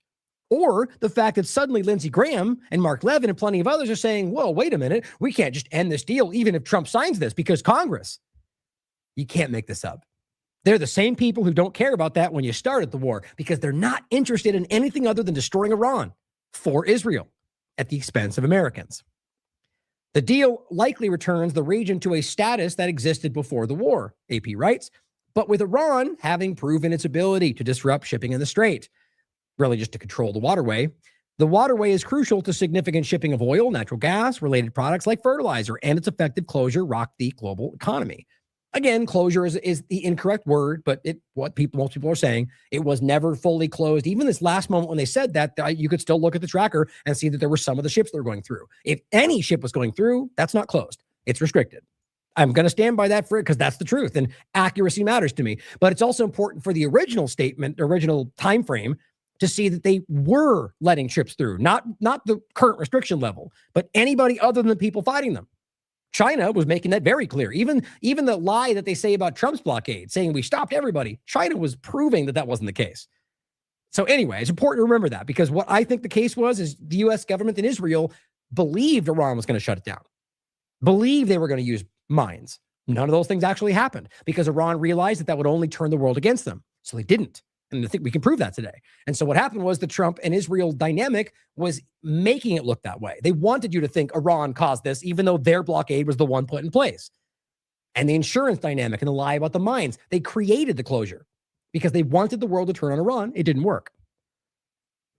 It says Tehran also still has a ballistic missile arsenal and enough highly enriched uranium to build several nuclear weapons, should it choose to pursue them. Yeah, that's a very lazy way of saying they don't have enough right now, but they would need, one, an enrichment facility, which they do not have, and the ability to enrich that 60% to above 90%, which is not a snap your fingers dynamic. It would take a minute, and then have the materials needed to make that into what's the enrich uranium from 90, then into the material they need to make the bomb, then turn that into the bomb, and then be able to produce the bomb in a way that could be used, which most of which is shown they don't have.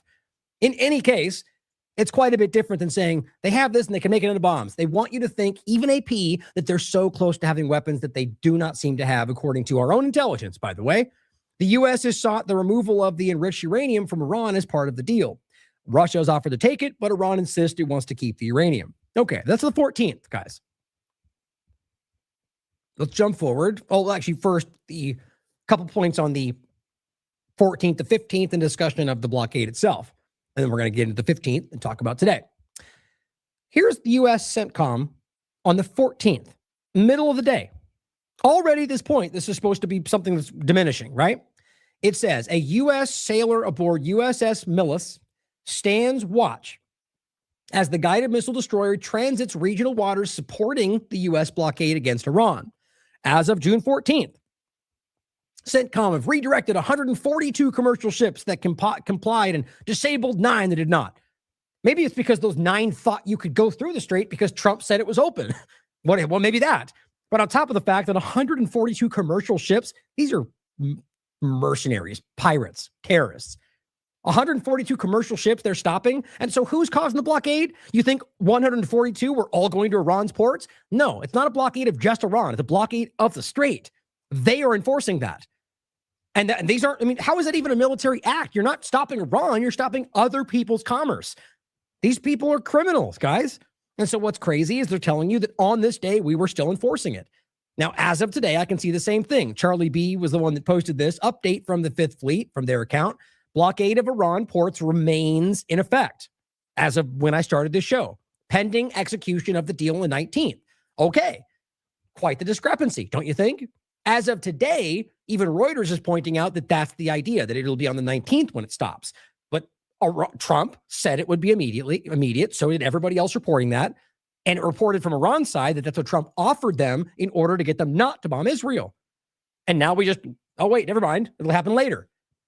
Who knows? Maybe Iran agreed to that somewhere we don't see.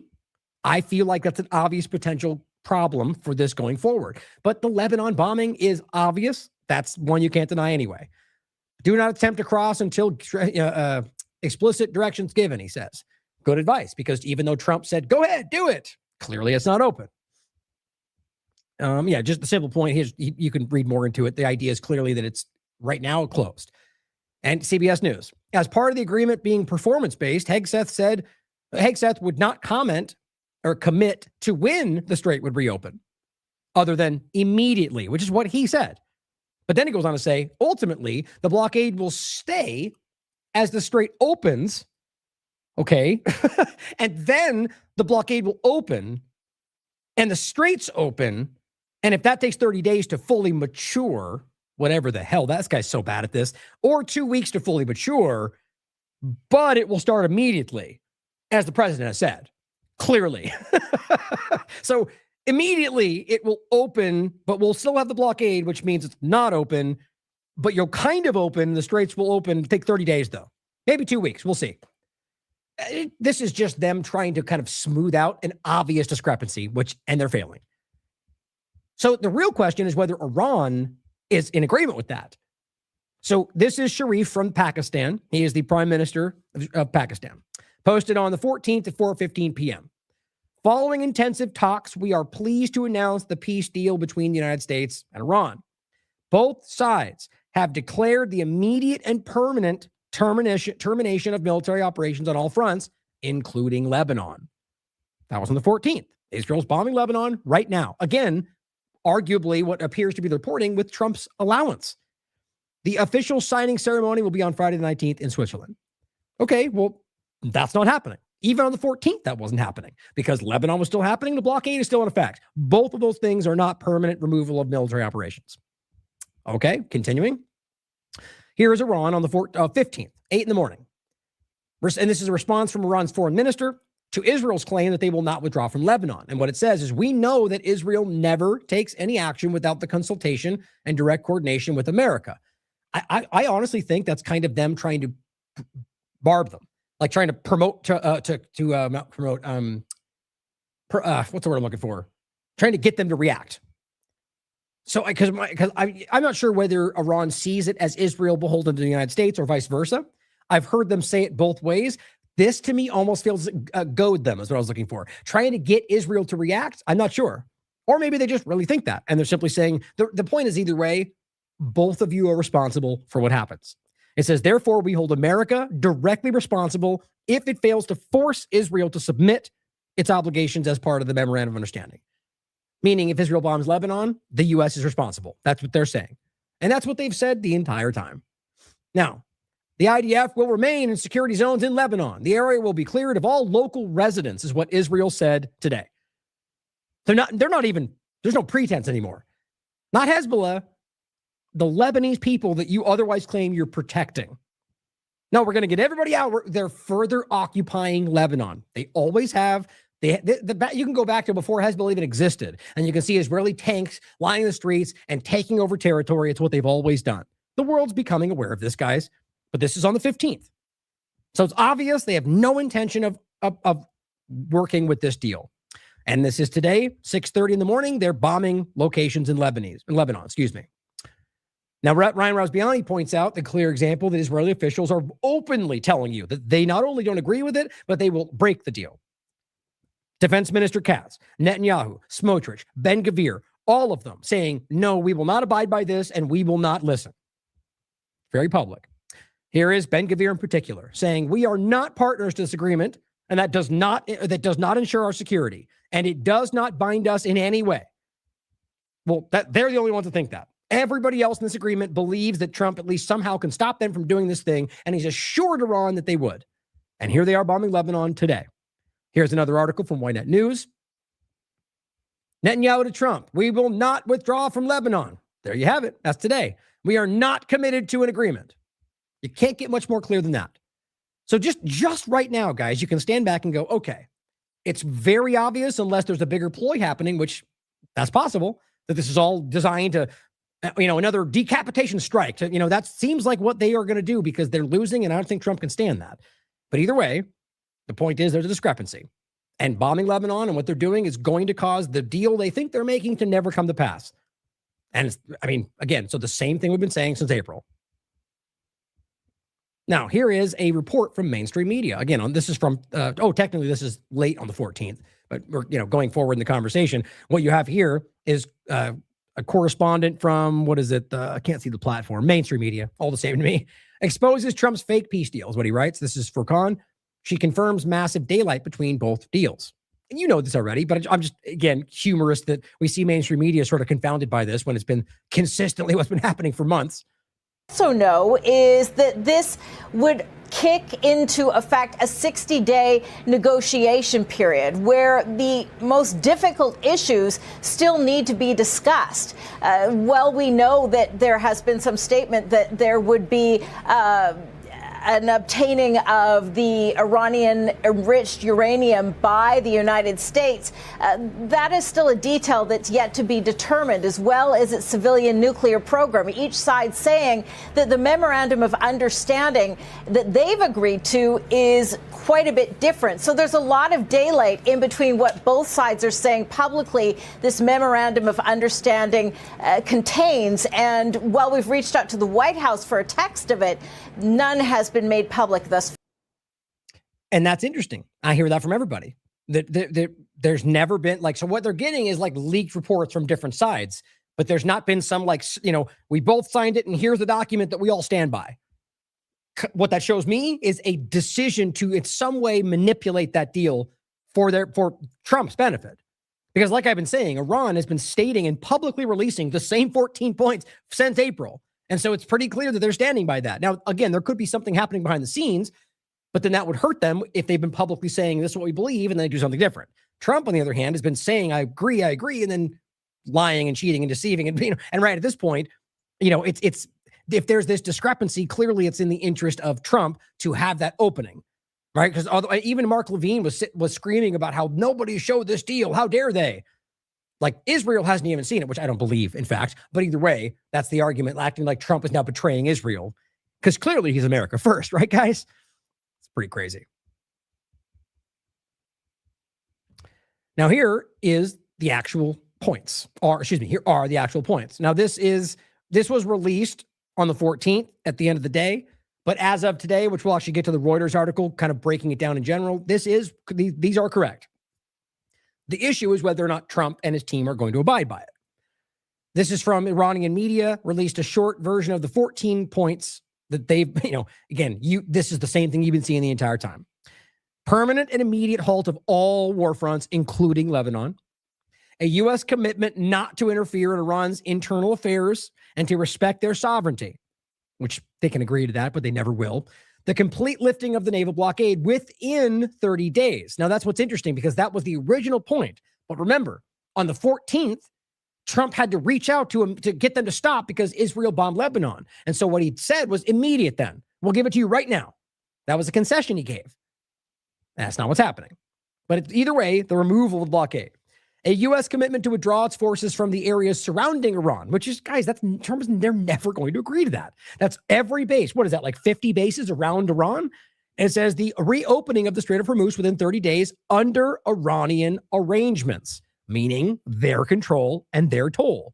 That's what that means. The suspension of oil sanctions, petrochemical products, and derivatives, and Iran's full access to its financial proceeds.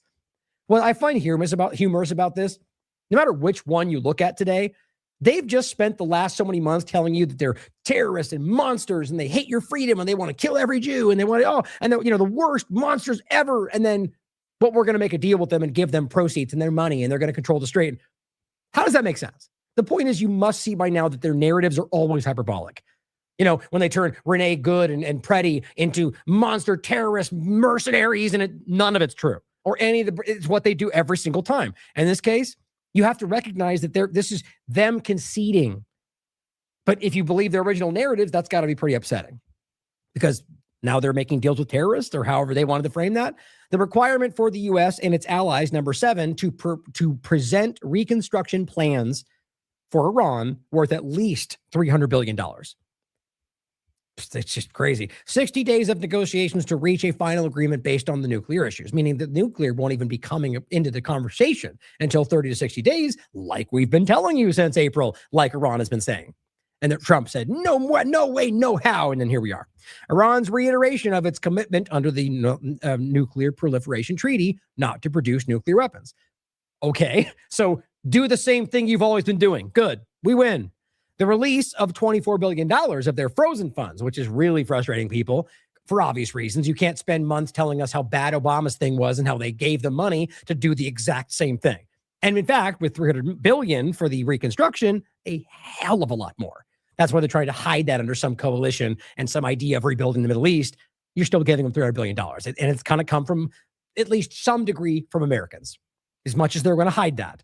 Now, what's important here is the funds here, like I was saying, is that this is money that was stolen from Iran and they're giving back, just like with Obama. Now, what's hilarious is all these people that were trying to shout you down for saying that and saying Obama paid them, gave them their, conceded and gave up money, are now going to have to admit it wasn't, because they want to make sure you see that with Trump. That no, we just gave them back what was theirs in order to get the deal and Trump won. He's a legend. These are the children in the room, guys. And I'm telling you, it's not the majority of the conversation right now. The final agreement will be approved through the UN Security Council resolution. That's a long way down the line. And I doubt that we'll get there because of Israel and because this is not what they want. Final negotiations will not begin before half of Iran's frozen funds are released. Israel's oil sanctions are suspended and Iran's oil sanctions suspended and naval blockade is lifted. So what they're saying is they upfront $12 billion. And as I understand it, guys, that's already happened. Can't confirm that, but that's the reporting. And we'll get to that in a second. But they've agreed to these, and that was one of the pillars here, And now what we're getting, even for Israeli media, is that $12 billion has gone to Iran through, I think it was Qatar. I'll get to in a second. And then the rest of it will come once they actually finish the agreement. Now, this is what I find absolutely embarrassing and hilarious. What did Trump say on the 12th? Trump says Iran leaked deal terms that were untrue. They were disloyal and whatever the words were he was using. Remember that? Yeah, all that time ago on the 12th. Here was what he pointed to. This is on the 12th. Can you guess whether they're different or not? It's identical, guys. Immediate permanent secession from all places, including Lebanon. I mean, here, you could literally keep these side by side. You could look at these back and forth. They're identical. A commitment by the United States not to interfere with Iran's affairs, complete lifting of the blockade, a commitment by the United States to withdraw its forces from around Iran, reopening the strait under Iran's arrangements. It's identical. Suspension of the sanctions. I mean, guys, Trump came out and screamed that was fake news. And now they're agreeing to the same thing. You just got to laugh at how dumb that is, how much wasted time that is, all for this man's ego.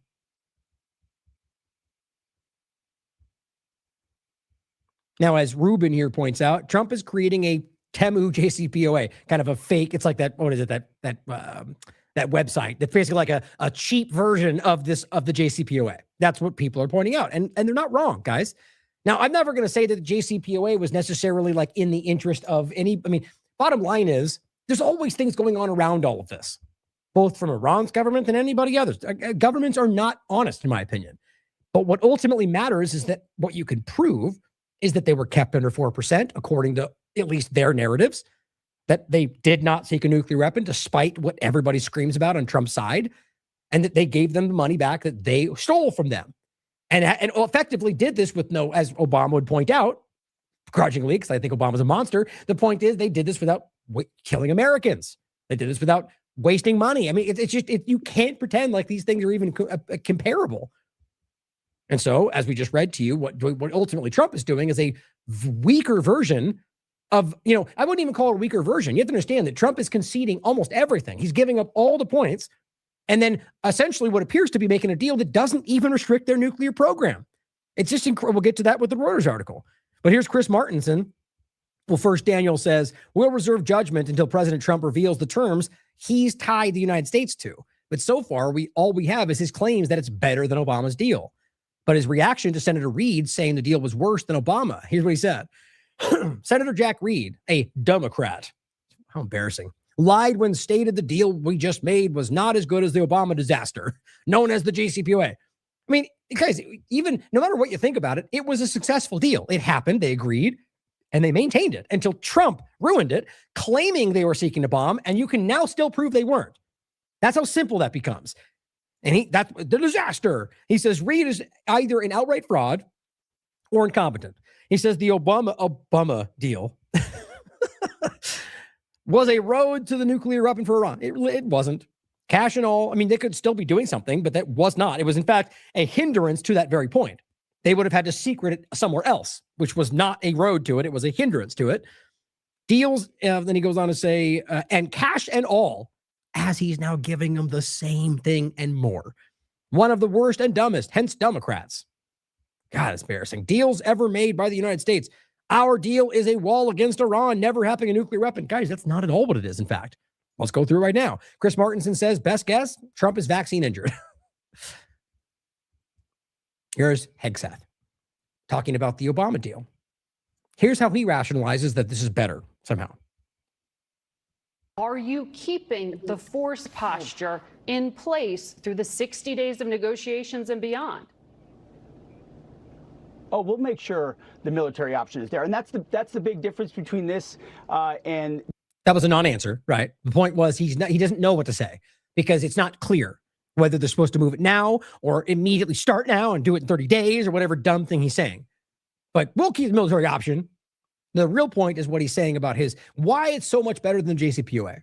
Oh, we'll make sure the military option is there. And that's the big difference between this and JCPOA and the way Obama did it. Obama, they begged Iran for a deal.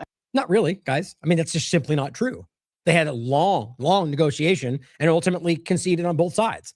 It's just not about taking sides. You could look this stuff up for yourself. And we bombed Iran and then put in a blockade and then ran ships through and then Incorrect. And have restarted when necessary to ensure that they come to the table for a great deal. So our military posture will be So whatever your it needs to response be. is just that it's great because you said so? Very convincing. And your argument is that we wasted munitions and American lives and money in order to gain nothing and then offered them something that makes us pretend we win where you lost everything. And that is fundamentally less than what the JCPOA is. But we bombed them though. So, right, guys, we're the best. Maybe he even thinks that.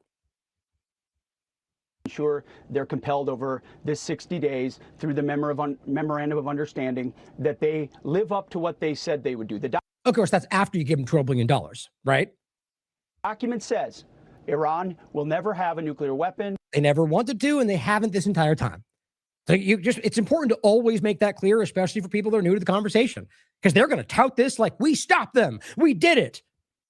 Even though they never were doing so. And the evidence was like that. Tulsi Gabbard told us that. And this is what we said right in the beginning of this, didn't we? That they're going to end by trying to pivot to, well, we stopped them from getting the bomb, even though, as I pointed out 1,000 times, on the 28th, they had agreed to give up all of it.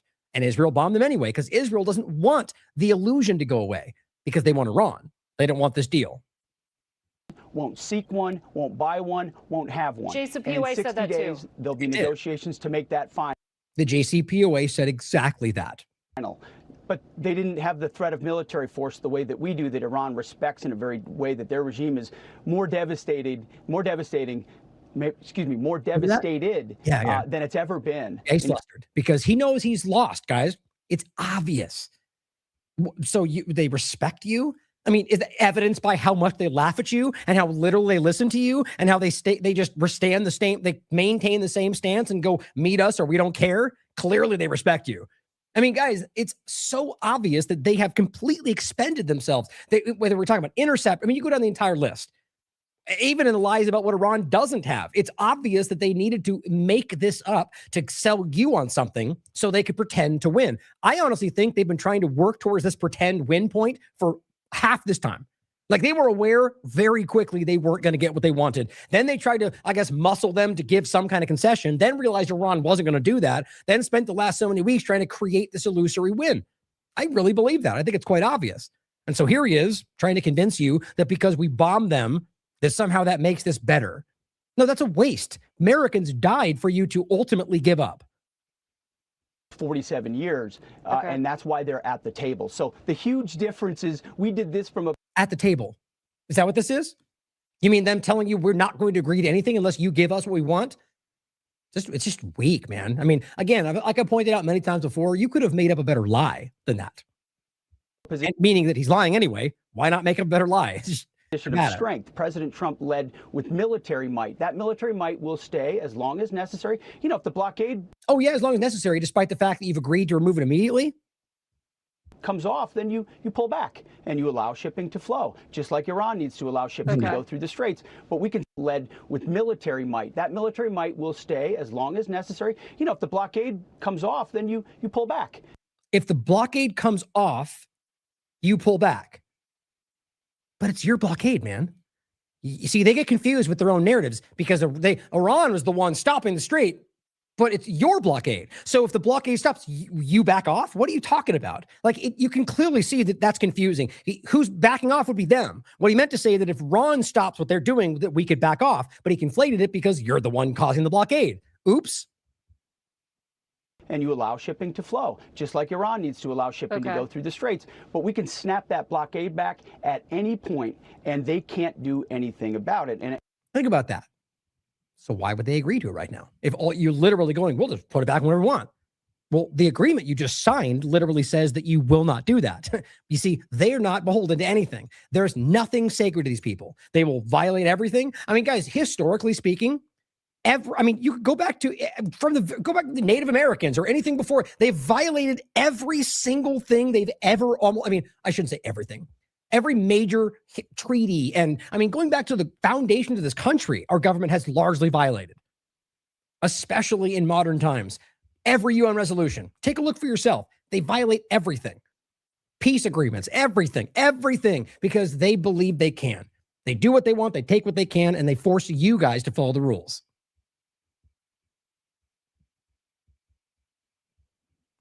Drop site adds an important point to this. According to a report by Iranian outlet, this we were referencing earlier, the first tranche, now, of course, it could be a lie, but it lines up with what they agreed to. The first tranche of Iranian funds released under the Reuters reported financial understanding with the UAE, I think I said Qatar, it's the UAE, has arrived in Tehran, despite repeated public denials by the U.S. And the Iranian outlet claims a private Emirati aircraft landed in Iran after bypassing regional flight restrictions, carrying an initial $3 billion transfer of Iran's foreign currency assets. Flight tracking data reportedly shows the Emirati Boeing flew directly from Abu Dhabi to Tehran on June 8th. June 8th, citing what it describes as reliable regional international sources.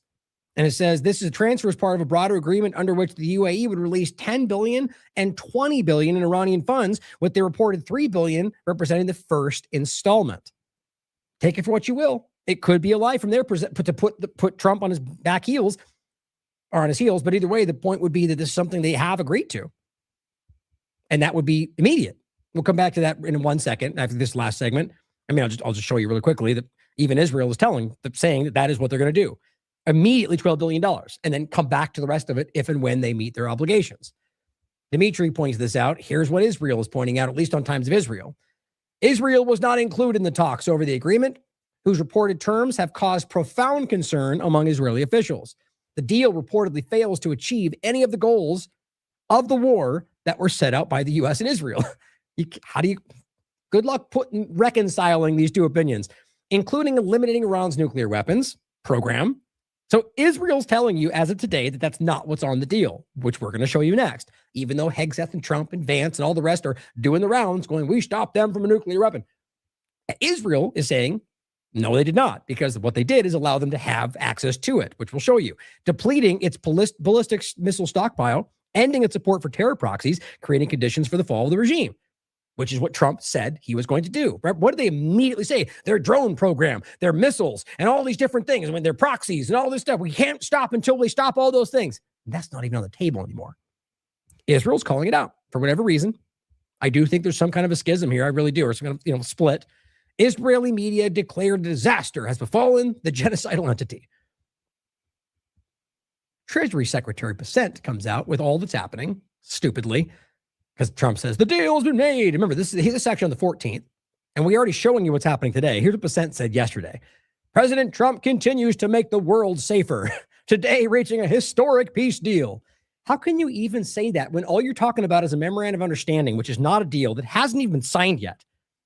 Because they just want to lie to you, because these people are desperate for you to think they're not failing you. His leadership, along with direct engagement and allies and adversaries alike, will be recorded in the history books for centuries to come. Yeah, just not the way you think, bud. He's going to be in the blooper section. TD Geopolitics says Iran and U.S. agreed to the timeline of finalization to ensure both sides had their preferred date. And I agree. This is so petty and stupid. I think from both sides, quite frankly. So Iran waited until the clock passed midnight. This was between the 14th and the 15th. Local time in order to finalize the agreement from their side. Why? Because it did not want the momentous occasion to coincide with, and they don't see it. I mean, they don't want Trump to see it that way on his birthday, according to Iranian officials. The 7.5 hour time difference, of course, allowed both Iran and Trump to claim that they got what they wanted.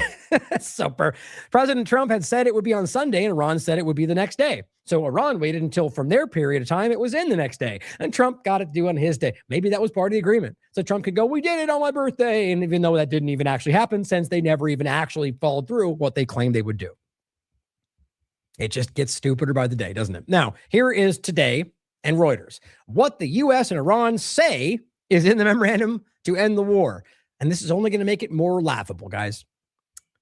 All sides have said the memorandum of understanding on an end of the war will be signed on Friday. That's clear. Both sides have said negotiations on more difficult further areas of dispute, like the nuclear issue, will happen in the following 60 days. Well, then explain to me why Trump and Vance are all screaming that the one thing we did is stop them from a nuclear weapon. Well, in fact, that's not even what it actually says down here. But they're not even discussing this until later. So they're lying to you because they need a win, and they're clearly not getting it. And this is in this rate. Donald Trump and the Strait of Hormuz would be reopened on Friday, and he had ordered a lifting of the blockade on Iranian ports. Right. So the Strait would be open on Friday under the argument that we would sign something that would both parties would stop whatever they were doing. But he did order a lifting of the blockade, and that hasn't happened as of right now. That's going to be a point, I think. A senior Iranian official said the Strait would be reopened, quote, to all commercial vessels once the memorandum was signed. So if Trump tweeted, it's open now, everybody go through, clearly that's incorrect. Iran's semi-official Fars news agency reported that under the memorandum, marine traffic through the Strait would be regulated by Iran in coordination with Oman. Well, that's completely contradictory from what Trump's team is saying, even though everybody else, all documentation, are agreeing this is what they agreed to. So you take that for what you will. Both sides have said that Iran agrees that it will neither produce nor acquire nuclear weapons. A promise Tehran has made repeatedly for decades. Thank you, Reuters, for finally pointing that out. You know, so they've just simply continued to agree to what they've always said they were doing and will do. So that might as well not even include that. A senior Iranian official said pending a final agreement, Iran would freeze its nuclear activity, refraining from further uranium enrichment or the expansion of its facilities. So as of right now, pending an agreement, they would freeze their agreement. Now, their current situation, which is an easy win for them because it's arguably buried in the enrichment facility and they don't have access. It's like something that they were already willing to give up in the beginning anyway.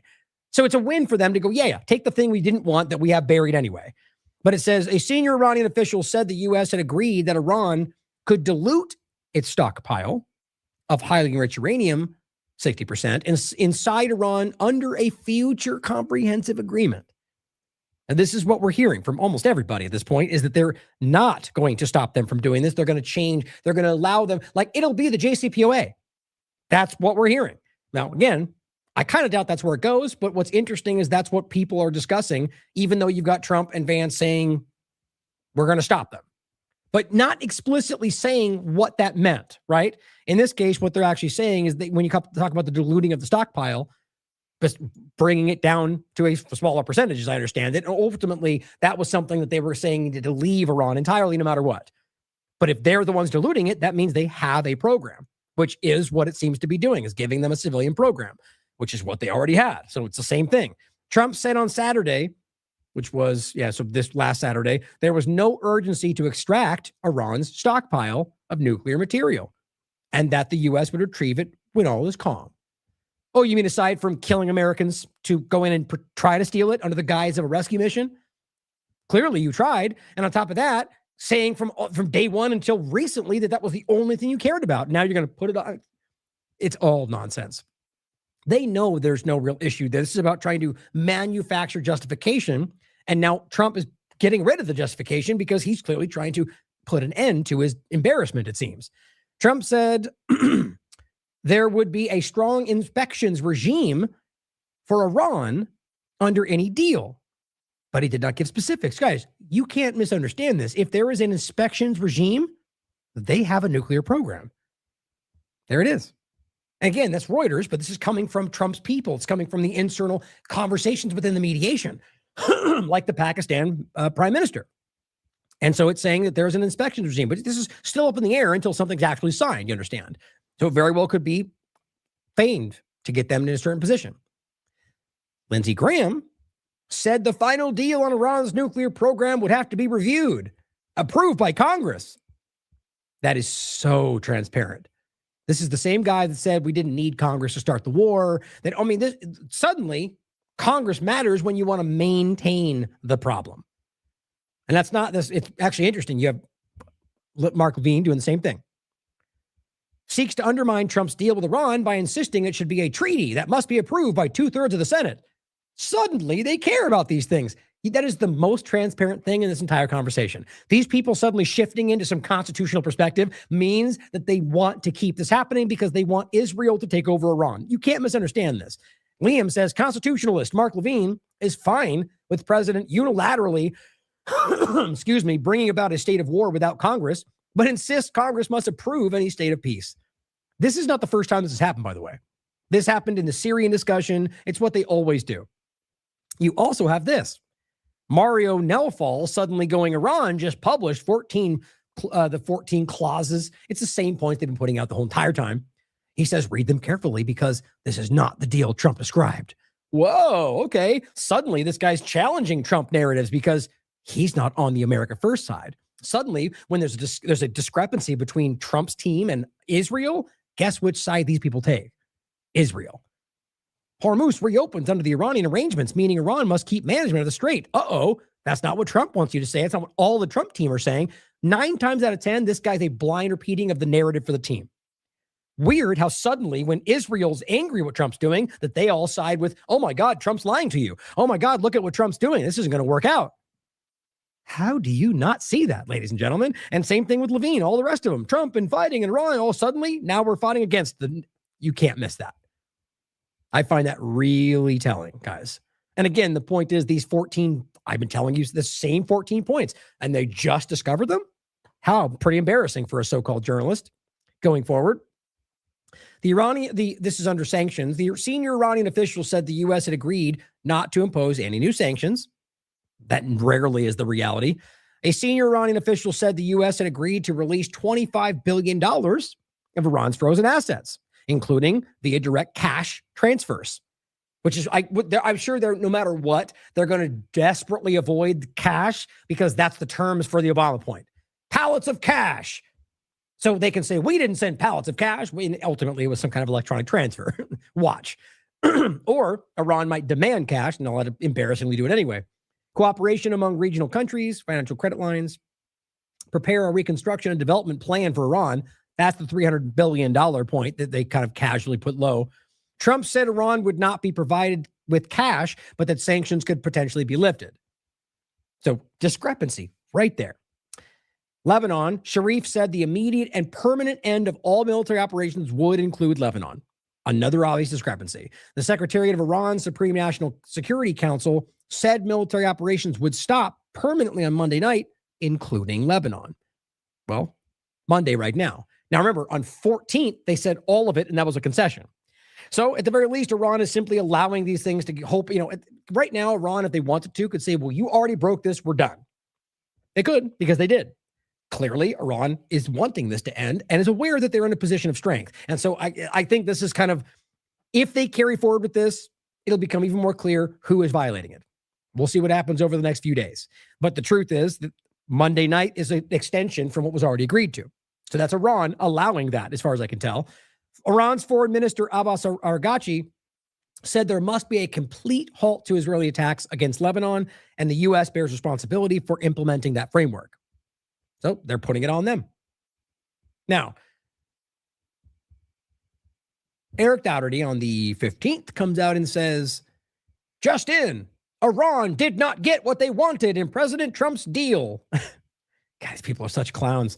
The U.S. is not leaving the region. Iran is getting zero in unfrozen assets unless they comply. Guys, literally right now, Israel is telling you the U.S. is releasing $12 billion right now. The United States will release $12 billion right now before the start of negotiations.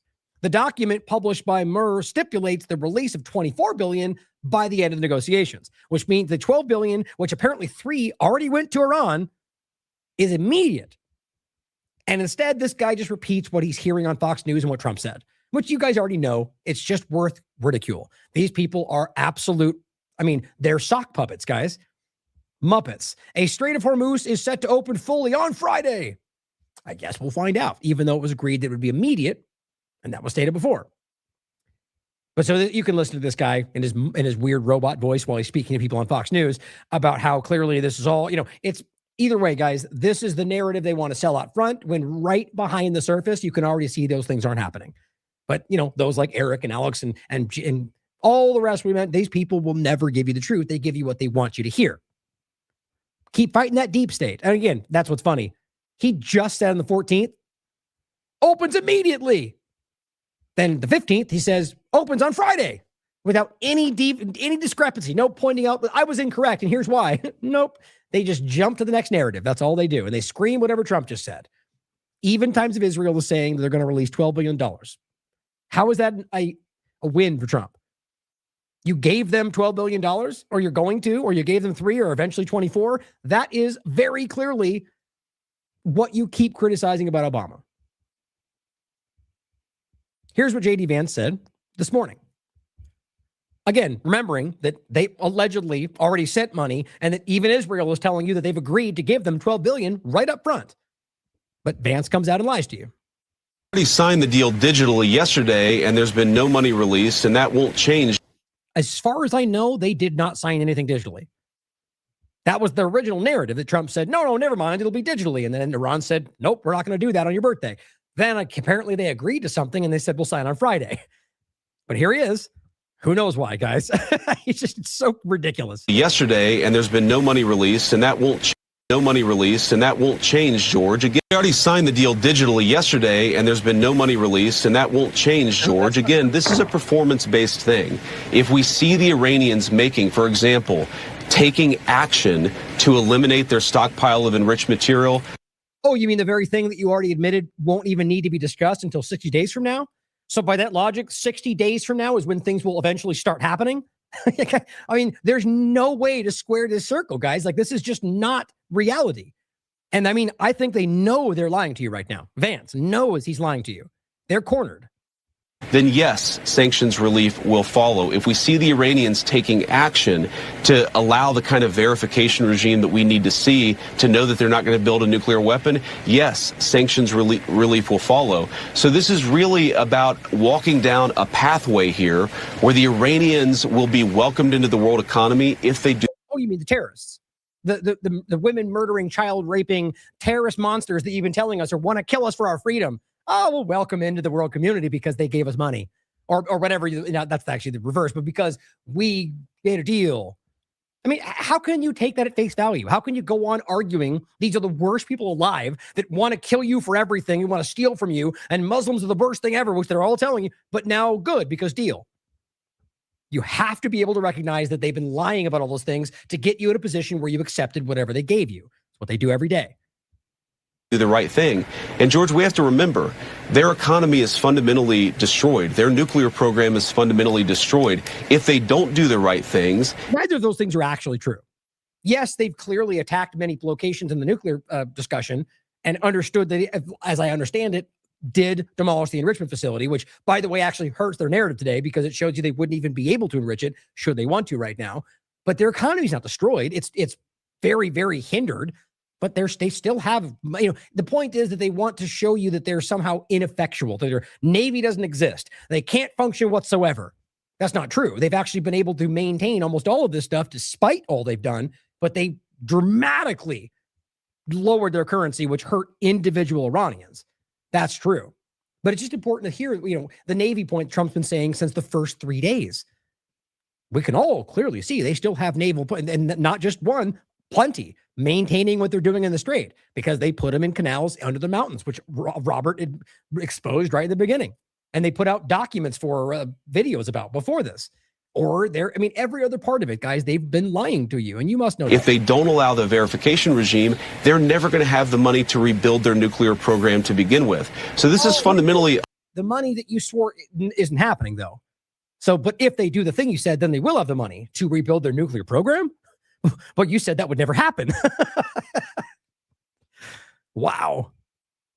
A win-win for the American people. What the president has said is he wants it to be a win for the Iranian people as well, but that requires some real trust. Yeah, after they murder the girls' school and bomb the Beirut, or rather the Tehran suburbs, and continue to bomb their water and their bridges and all their infrastructure. But we care about the Iranian people. Trust us. Trust building and some real positive conduct from the Iranian political system. We're going to see if that happens. If it does, they're absolutely going to find the President of the United States and the entire team a willing partner to make their country more prosperous. Yeah. Right. So, honest engagement with the political process. What he means by that is if people get into positions of power that we agree with. Otherwise, we can't abide it. #democracy. They're just such utter frauds. And thank God, it seems people in this country are starting to recognize that. Now, it's a performance-based agreement, even though you're already getting money, and even though we've already told you can have concessions, even though they're lying about that. And on top of that, there's already people seemingly giving them sanctions relief. Now, this seems to be up in the air at the moment, but as I understand it, UK, France, Germany, and Italy seem to be ready to do this before they get to Friday. So it just seems like everything they're selling you right now is about trying to frame it as somehow they are winning when nobody seems to believe that. Matt Stoller points out the same thing we're going to hear forever. First of all, this guy, Michael McFowle, says Trump is giving autocrats in Tehran $25 billion, which is humorous since now these are people. This is my point. This is the Zionist side who pretends to be America first, who are outraged that Trump's doing a thing that Trump said he's not doing. You got to love that. Why? Because they're listening to Israel, and Israel's admitting to them that they are doing it. Trump's trying to hide that from Americans. And so now you get the Zionist side of the fake America first creep going, how dare you give the thing that you don't want them to know you're giving them? Because they're giving it to them. And it's hilarious because, as he says, you're giving these autocrats millions and billions of dollars. Well, nope, they're giving them money that the U.S. government, stole from them. That's the truth. Releasing frozen assets means giving them money that they stole from them. But I'd argue McFowle knows that. This is just how you frame the game, guys. Why Obama gave them all that money? He supports terrorism. Well, they all do. They funded and armed Al-Qaeda and ISIS. Easy to look up, easy to prove. But point is, in this case, it wasn't like that. They were giving them money they stole. But you're going to get this from people pretending to support Trump. This is hard to listen to. I'm not even familiar with her. Deb Fischer, Republican, Nebraska. I don't know why they trotted her out to do this. Just let it play. You can read the statement, but I'll show you afterwards. Just what this woman is out of her depth. Let's remember the president's negotiating now from a position of strength. Iran is weak. We have gone in, we've showed the strength of America, and now the president's able to negotiate from a position of strength this time. It's not going in and just acquisition to what the Iranians want. I think she meant acquiescing to what they want. She'll get there. Answer your colleagues like Congress or Senator Reid, who say this came at an enormous cost, that we didn't need to do this. We had the JCPOA. There was a way to stop their program diplomatically. And now we've had enormous cost financially, but more importantly, American lives as well. The American lives lost is a tragedy, but we have to be. But anything they say before the word but means nothing. Able to negotiate from a position of strength. We didn't do that. Oh, you clearly cared. American life is a tragedy, but we need to do what we're going to do anyway. So that means you didn't care. That's just that's gaslighting, right? That's just lip service. We care, but we're going to do this thing anyway, even though what we do means we don't care. It's just ridiculous. So the point is, we need a position of negotiate from a position of strength. That's the furthest thing from where they currently are. But in their minds, apparently, by just being able to bomb where we want, that's strength. That's how they might see it, actually. But that means that they're willing to kill Americans to be able to feign strength so they can get something out of the negotiation. So what that means, even by her statements, are that American lives are simply tools to be used to negotiate for their outcome. That is literally how they see us. With the JCPOA. I was not a supporter of the JCPOA. Iran played us on that, and we ended up literally repeating lazily without any insight what they're saying. They played us, and it was a fake deal, and they got what they wanted. Remember, your position of strength, just like Hegseth said. Sending pallets of cash to them. I doubt that that's going to happen under President Trump. Well, okay, but let's remember. That's apparently literally what's happening. But see, she was clearly trotted out with what was I supposed to say again? Like Riley Gaines. Well, what are my thoughts again? Oh, that's right. Strength and negotiation and pallets of cash. It's like the same old narratives. I mean, why do you think they trotted her out? I think it's because people are embarrassed right now. The usual suspects are like, I don't want to go out and talk about this because we all look dumb. So get the lady who doesn't even know what's happening right now. Go out and say the things we want you to say. We'll give you a little bonus. Like a little Trump will get you in the administration next time. That's how this game is played. Jeremy Scahill, just to point out another administration failure, points out what Ambassador Tom Brock says. A heartfelt thank you to Qatar for its enduring support and remarkable courage in standing with America, he says, and points to this post. Trump says Qatar deserves praise and credit must be given, and the Qataris helped us with a great deal in this agreement. Well, that's a clip from October 2025 and has no relation to the current deal. This is an actual member of Trump's administration. And as Jeremy Scahill says, it's remarkable that a top U.S. official dealing with the Middle East is promoting a clip from October 2025 relating to the Gaza ceasefire deal, which Israel violates daily right now, and appears to believe it's about the current Iran negotiations. We are dealing with the dumbest administration in history. Cristian and her South America gaffe, or all these different examples of these people that don't even understand the most basic things that people in junior high understand right now. Now, the 300 billion point. Ryan Rausbiani points this out, the GCC countries to pay $300 billion. Now, what he's going to try to tell you, first of all, is that this is something that's not about giving them money and Americans won't be involved. I don't believe that for a second, for many reasons. One of which is that even if it comes directly from the Middle East coalition, which ask yourself, if it was, why would they be paying for what the U.S. forced them to be involved in and got them bombed for what they did to Iran? You think they're going to be okay with that? Now, really, it's going to come to some kind of weird, like a laundering situation, in my opinion, where ultimately they use them as some kind of coalition front to then present this money that is ultimately going to come from exactly the sources we think it will, which will include American tax dollars. That's my opinion. Friday and beyond, we'll find out. You could look back at my discussion points, guys. I mean, representing our value in the show, we have a great track record of being able to see what things, where things go. And I will always point out my opinion versus what I can prove. Watch, we'll see what happens. J.D. Vance, U.S. Vice President, the $300 billion Reconstruction Fund is something they can access as long as they fulfill their commitments. Well, even that alone, guys, shows you that they're talking about giving them money to rebuild what they did to them, even though you just got them telling us they were terrorists and monsters and Jew haters and that we have to get rid of them because they're going to kill their neighbors and all this stuff. But well, let us help you rebuild your country. No matter how you frame this, it is Iran completely worked them this entire time. Again, if it ends up this way, they could bomb them for all we know. But as of right now, and I guess based on this kind of reporting, they're probably going to change what they do because this is an utter and obvious failure for this administration. And all they're trying to do is trot Vance out there to argue it's a win when we all know that it's exactly what you said wouldn't happen. Some of this. The Iranians are saying that they're going to have access to a $300 billion reconstruction fund. True or false? Well, Ed, that's the sort of thing they could have access to, funded by the Gulf Coast Coalition. Okay, that's right there. Done. If you're already telling us that Iran, if they agree to what you were saying, which is things they've already agreed to, so that means yes, which is like no nuclear weapons, they never try to seek, then you're going to give them money to rebuild what you caused damage for in their country. And if you somehow are able to kick this off to other countries, all you're showing is that the U.S. government will never follow through with its agreements. It will never actually hold up what it is obligated to do. You'll force other countries to pay for things you did. You fail, you break the law, you kill people, and then force other countries to pay them back so you don't look like the one who has to concede. That is the weakest thing in this entire conversation. And everybody sees through that, if that's how it goes. I get the sense that they're going to get a hell of a lot more pushback from this coalition than they think.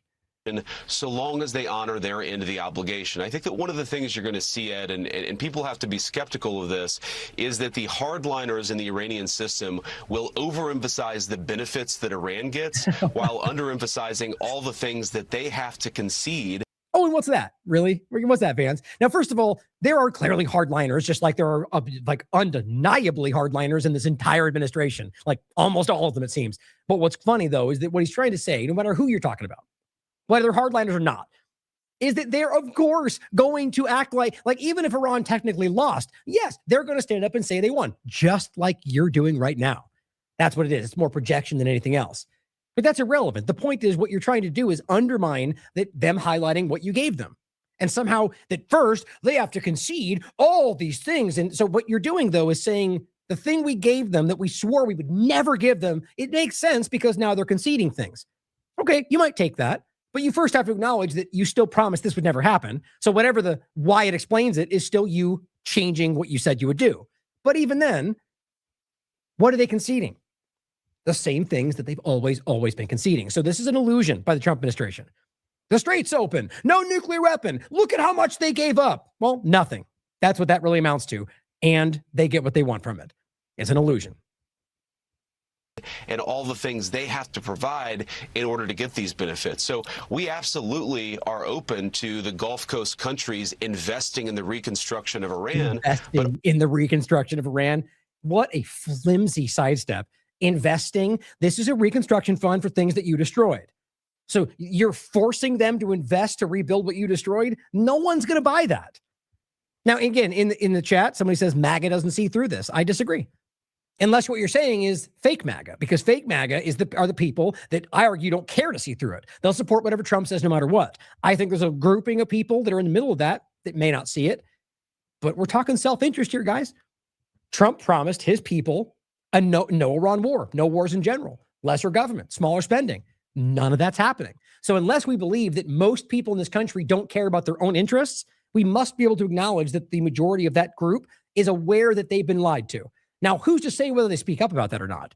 But I do not think for a second the majority of that group are believing they got what they wanted, because guess what? They know they didn't get what they wanted. That's got to be pretty simple for people.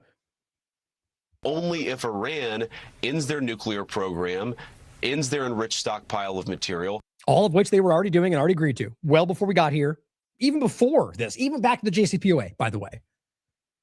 And it's really open to an inspections and enforcement regime just that like gives the other one, just like before, and just like they agreed to on the 28th. So again, nothing. They've gained nothing. They've lost a whole bunch of things and framed the original things they were given as what they gained through all of this, and they're lying to you. The American people confidence they're never going to have a nuclear weapon. So I think the dance you're going to see, Ed, which is going to be interesting, is the Iranian media, especially the hardline media. They're going to talk a lot about what they get without talking about what they give. It's important for all of us to correct that record. Yeah, and he goes on to point these things out. But so what they give is what?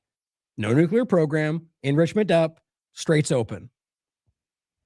Same things. I'm telling you guys, I know I'm there. I always get pushback on this, but if you truly think that most people who didn't want these things are somehow going to support them because Trump says, it's like any other conversation you can have anywhere. People want things.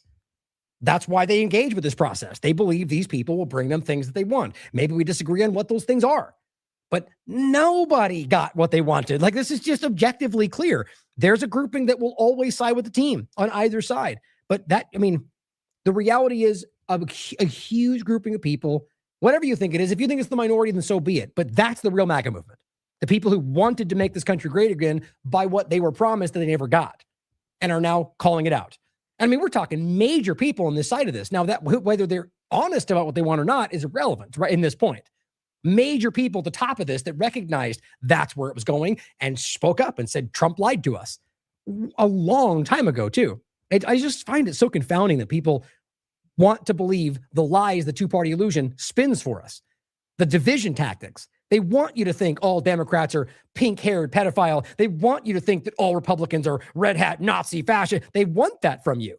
If you fall into that, you're playing into their hands. Now, as he says,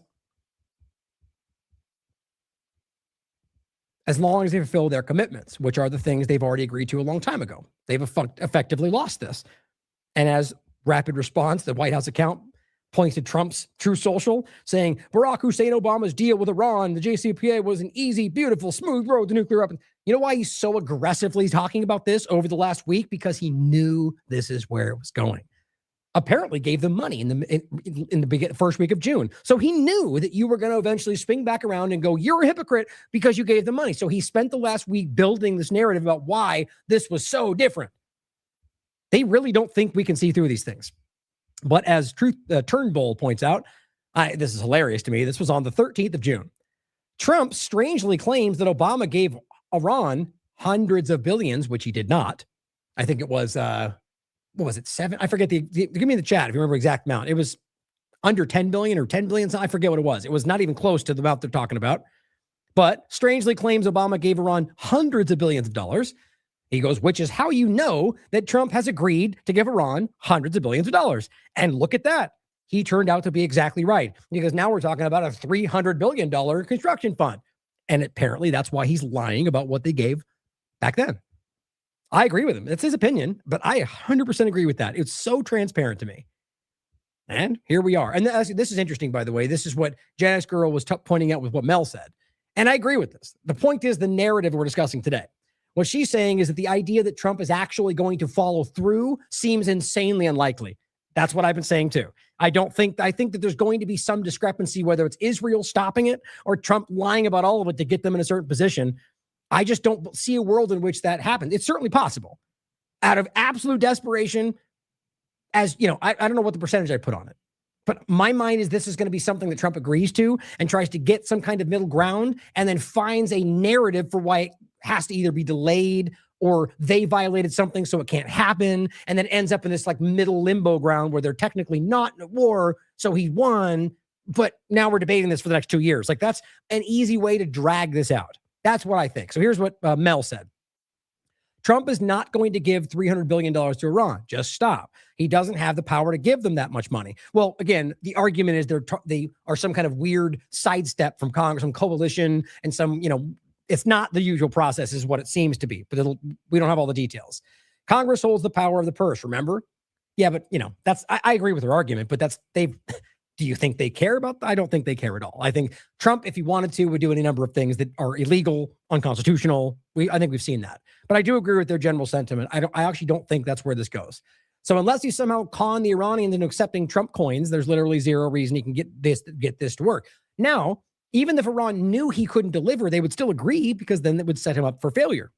So, worth pointing that out too. But Jen S. Girl follows this and says, Mel is 100% correct. This hysteria over false claims of Trump giving Iran $300 billion is playing right into Mark Levine's hand and Ben Shapiro's propaganda to sabotage the deal. Guaranteed that any attempt to return sanctioned Iranian assets will be falsely repackaged by the Hasbara as taxpayer money. The current narrative is setting everyone up for it. Now, I do believe that some of this will be taxpayer money if it happens. That's my opinion, only because I don't see a world in which the coalition or anybody else is going to be a willing participant in just extortion or whatever you would call it, just giving up their money to appease what Trump did. But I think the original statement is the best, is that I don't think it happens at all because of those dynamics, because I don't see how he can get it without giving us our money or giving up U.S. money. And then at the same point, how he would functionally do that through this broken process. Doesn't mean it's not possible, though. So I felt that was important to include because I think they make excellent points. We'll see where it goes. Like, I think the larger point of all of this is that it's built in order to to get them to a place where he can pretend he won and then stretch it out, or for something much worse, which is what they've done every time before, which is lull them into a place of a deal and then bomb people, assassinate people. That's what they do. Here's Hegseth in regard to the Strait. Pretty embarrassing as usual. I think your viewers need to remember, Project Freedom never stopped, and we've run 125 million barrels of oil through the Straits, and Iran not true. Couldn't do anything about it. Yeah. How many ships from Iran have transited our blockade? Zero. Not true. Again, you can literally prove this with GPS. China has been there verifiably running multiple ships through there, and the U.S. didn't do anything about it. And many of the ships that the U.S. tried to secret through were bombed and stopped. As far as I could tell, they didn't get any of those things through. The whole idea of 100 million barrels or whatever the thing Trump said, or the 10 ships from before, none of that happens as far as I can tell. And they would very surely be proving this to you if they could. Ship names and everything. They did not. Zero. We have controlled the Straits this entire time. Right, this you're going to negotiate with them to immediately and gradually reopen it. So, okay. How embarrassing, right? So if you heard what she said, which is true. So we've controlled the Strait the entire time, but you're negotiating right now for them to open the Strait. So if you have to negotiate for them to open it, then how are you in control? Yeah, you're a moron, right? You just trap yourself. But I honestly think it's not about even trap. I do think these people aren't good at this, but I think it's more about the fact that he's put in there with a narrative. Here's what you have to say. And he's a yes man follower. So he says it, but then these people ask questions that put him on his back, on his heel, and he doesn't know how to respond. And that's what you get. It's pretty sad. But I don't know how you can't see through this right now. If that's you out there. The Haaretz letter, or Hormuz letter, says, Iran says the U.S. has agreed, this is 15th in the morning, to permanently hand over the Strait of Hormuz to Iran under their full sovereign authority, with Iran collecting tolls called service fees from all commercial ships after the 60-day waiver period. Opening is planned for Friday after the signing. So here's one interesting anomaly, is that maybe Trump was hoping that they would stop, and that's why he promised to stop the blockade now, which apparently he's not doing yet, that they would have a 60-day window where there wouldn't be Iran's toll just yet. And so Trump could pretend like he got it back open immediately, and we did it and we're open, and then try to deviate that next step. But what's interesting is that it seems as of right now, or at least when I started, CENTCOM was not stopping. And I wonder if that's is Trump ordering it to happen and it's not happening? Maybe not. Maybe he just lied to them. But that's one consideration I have. It says with pre-war Hormuz traffic at 30,000 vessels and 7.6 billion barrels of oil per year, this could generate $10 billion plus in annual revenue for Iran, and comes on top of $300 billion in reconstruction funds directly sent to Iran. Very interesting. Now, Menschel points this out, I think is very relevant, and this speaks to at least one piece of evidence that suggests that this is already taking effect. U.S. Navy MQ-4C Triton high-altitude surveillance UAV. Before the war, going back and forth through the strait. Now after, and this is as of yesterday, after they signed, or at least stated they were going to sign whatever this was, suddenly no longer going through the strait. Now, there could be another explanation, but it's interesting. And as he says here, Iran even took control, and it says rightfully as it is their territorial waters, which is true, of the airspace over the Strait of Hormuz. This is from Iran. So to me, that lines up. Suddenly they claim they've got control of the airspace and the area, and then almost instantly you see their drones start going a different way. I'm telling you guys, we're being lied to by this administration, who is bowing in many ways to the interest. I think they desperately want a way out, and they're going to get, just like we saw the Islamabad discussion from before. I think they offered to give them everything, and then something got in the way of that. That's what I think anyway. And so here we are again, where Trump's giving them the exact 14 memorandum points they've asked for since April, and they're still lying about it. But things are changing. We'll see you on Friday, I guess, or what happens in between. Saeed Mohammed Marandi says, if the Zionist regime does not abide by the ceasefire, ships and tankers will not pass through the strait. Now, he's not directly, the Iranian government, but he is tied in. He is a kind of informal spokesperson for them, as it seems to me. And he's been pretty much correct about this. And what he's saying is that if they do not stop bombing Lebanon, the strait will shut down entirely for everybody. And that will go right back to square one. And as of right now, this was posted at 6 a.m. As of right now, they're still bombing Lebanon. Ryan Rausbiani points out, and this is again on the 15th, confirmed Iran will in fact charge a toll through the strait, which again, but they're publicly saying this, so at least they think that's what Trump agreed to, saying they'll control the entire area, there'll be a fee. And don't forget, if you still don't know this is how every other piece of every other strait and canal operates, if it's not international waters, which this is not. The choke point, you can prove it, there's no international waters, it's Oman or Iran. And so in other locations like the Suez Canal, or it's controlled and there's a fee, it's the same thing. This has just never been allowed for Iran. And so now they're officially taking this as their right, as they see it. And remember, this was not even on the table for Iran either until they assassinated Khomeini and sabotaged the deals.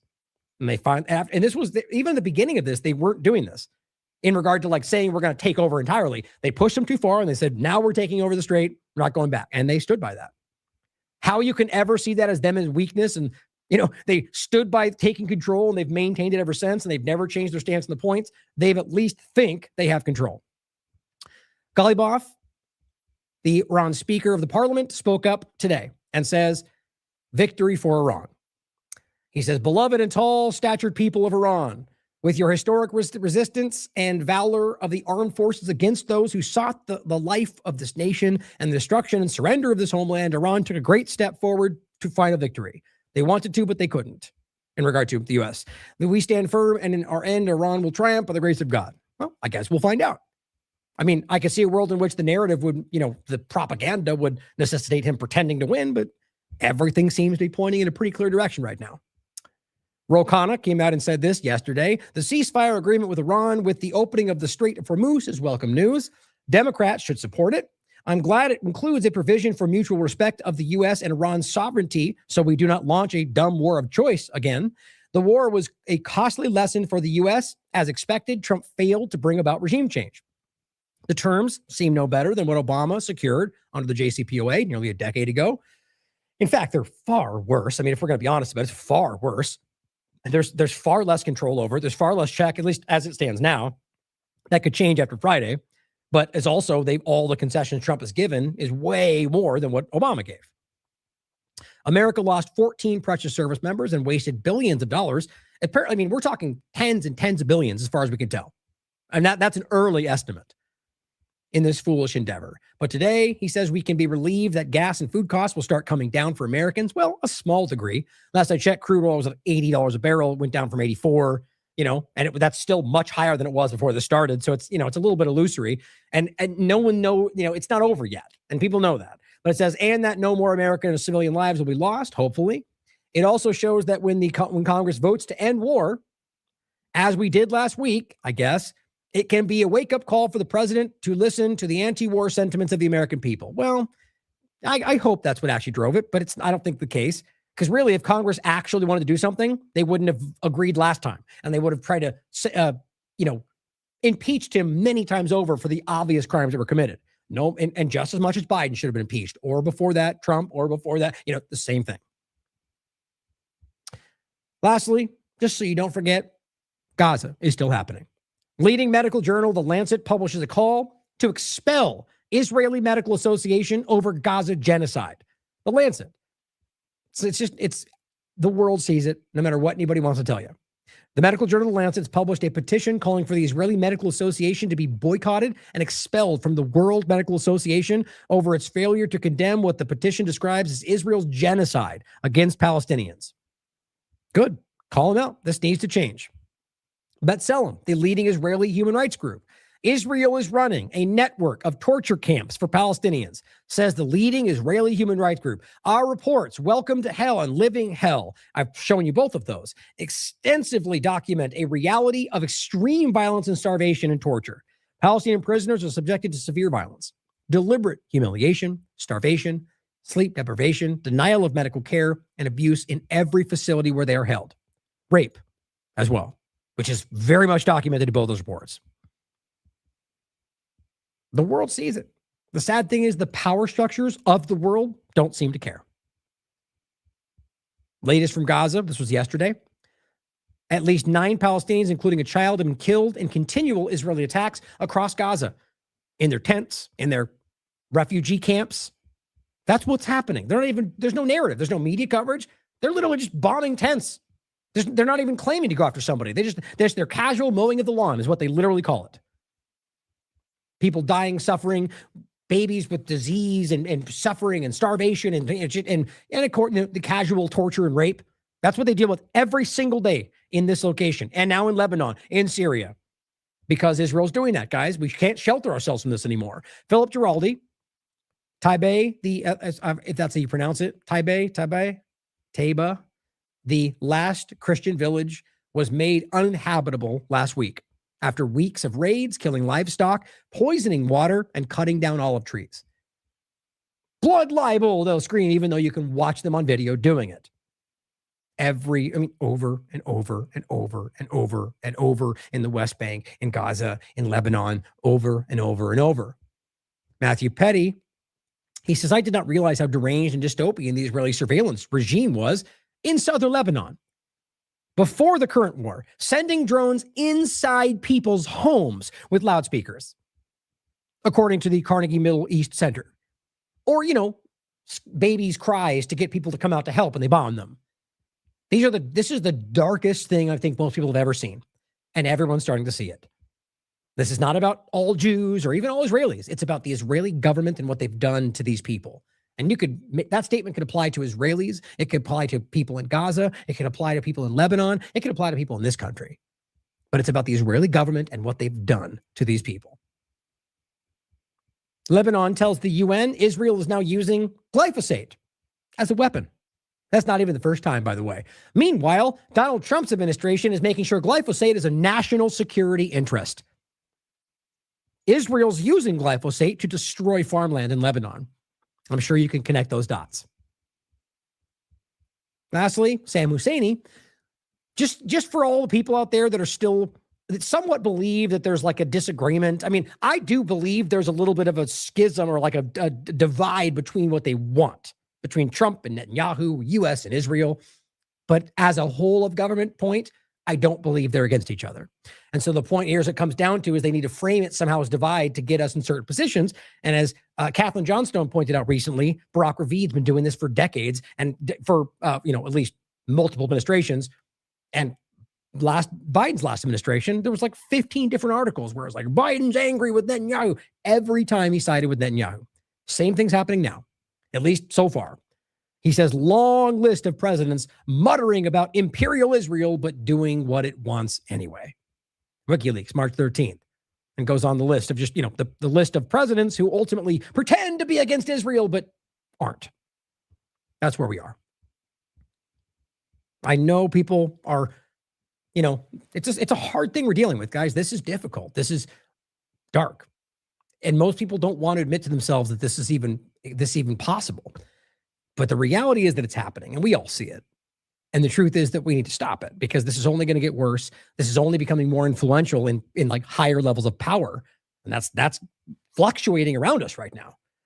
It's just paramount to make sure that people understand what is happening, who's doing it, and why.